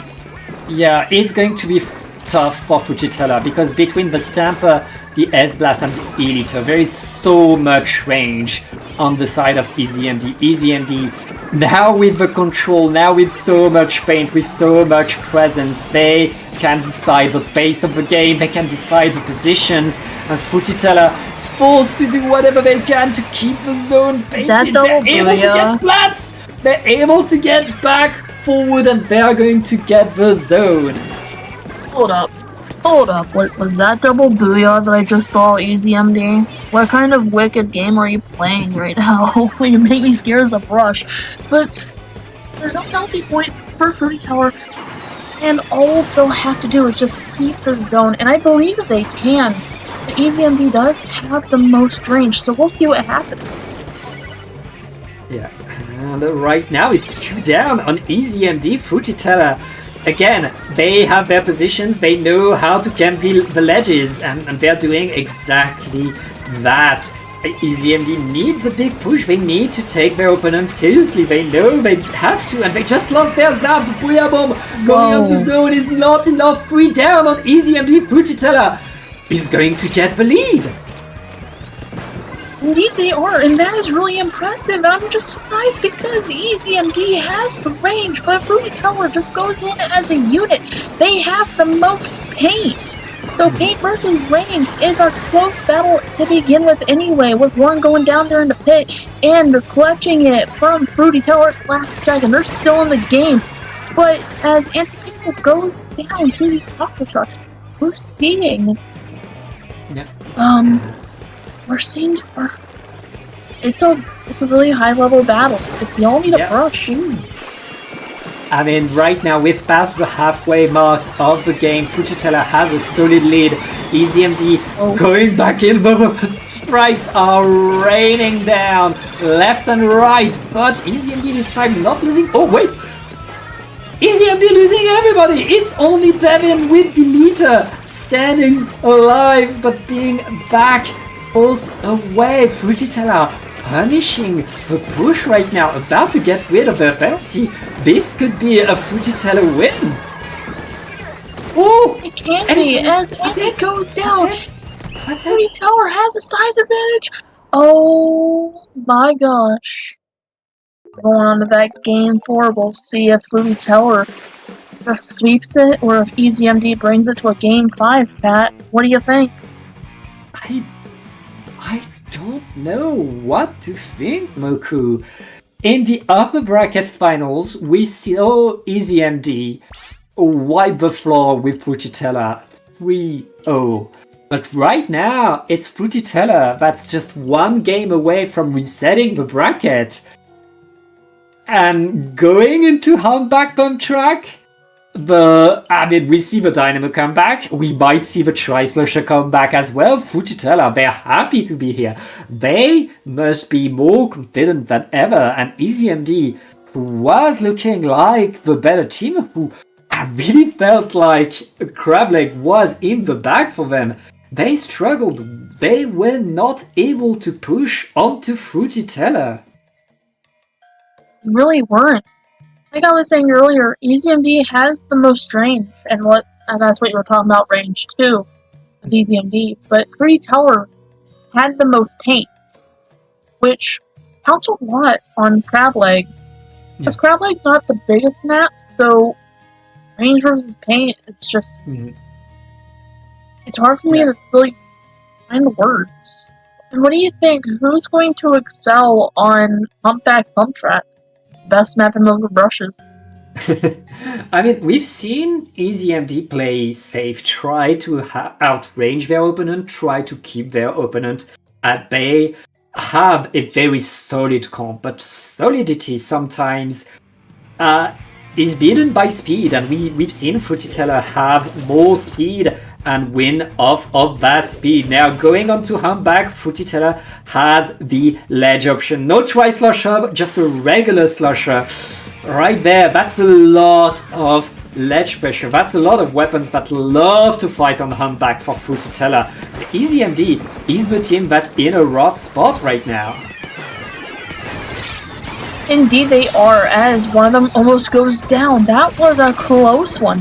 Nice jump out for the blaster, jumping right back into it. No time to breathe as we go down to the slosher. Fruity Teller having the zone, frame 1, keeping a good hold on it. Not giving them any room to breathe for EasyMD.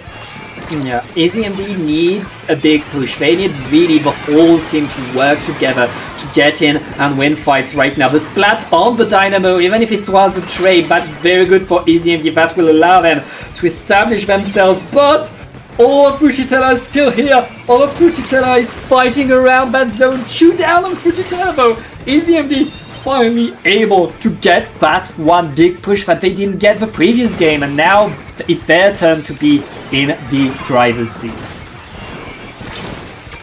Indeed it is. And that driver's seat, that's gotta be really comfy, you know, like, just smooth drive. Driving.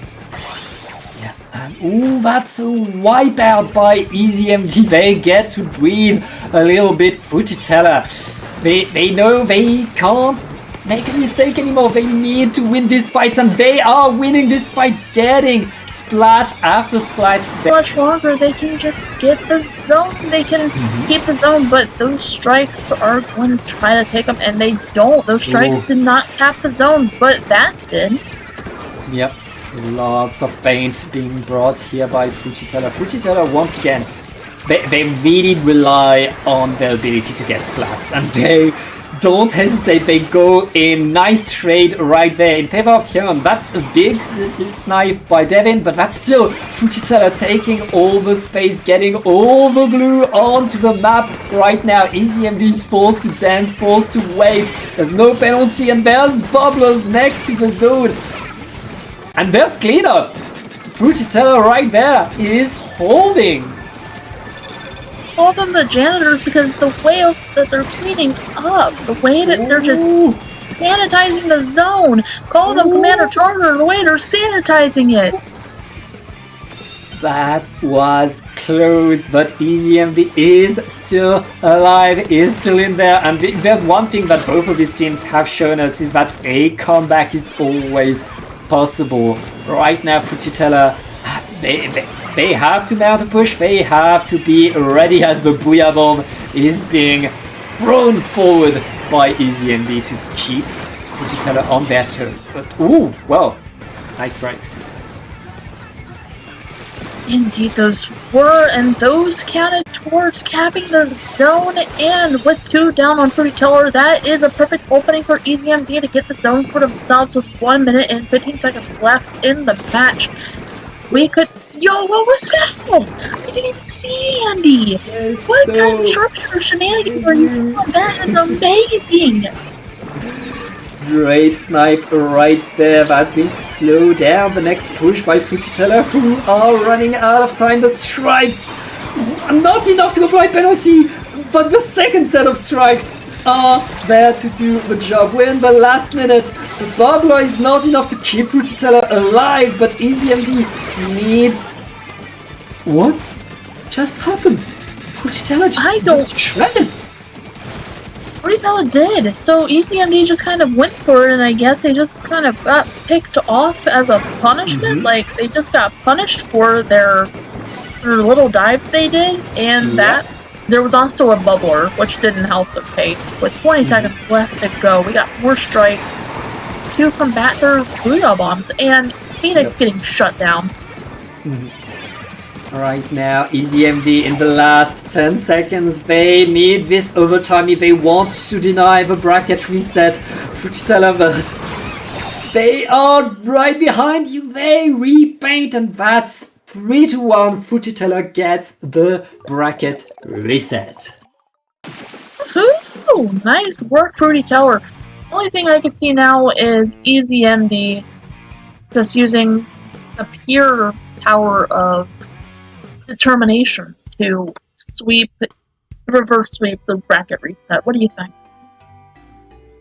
I mean, anything's possible at this point. Both of these teams have been on top. Both of these teams have shown us an incredible game. And right now the momentum is on the side of Fujitella. They've been so strong, they've been so fast, they've beaten EasyMD on one of their best maps. And I mean, that has to sting a little bit on the side of EasyMD, who it looks like they are struggling to get back forward. It looks like they are struggling to get their victory. But yeah, let's get to the bracket reset. I'm being notified that we will be starting on Urchin Underpass, which, I mean, I guess this is good for Fujitella. We've seen them do so well. Once again, this is a Dynamo map. This is not an Elite map.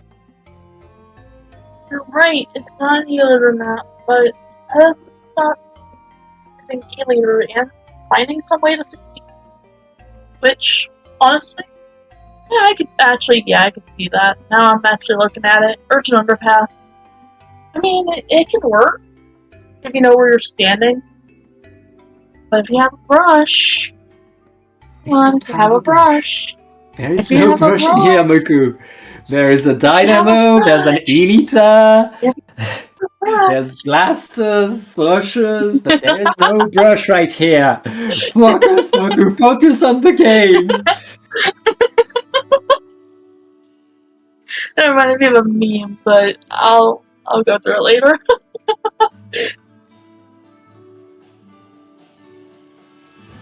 Yeah, okay. Like, jokes aside. E-liter does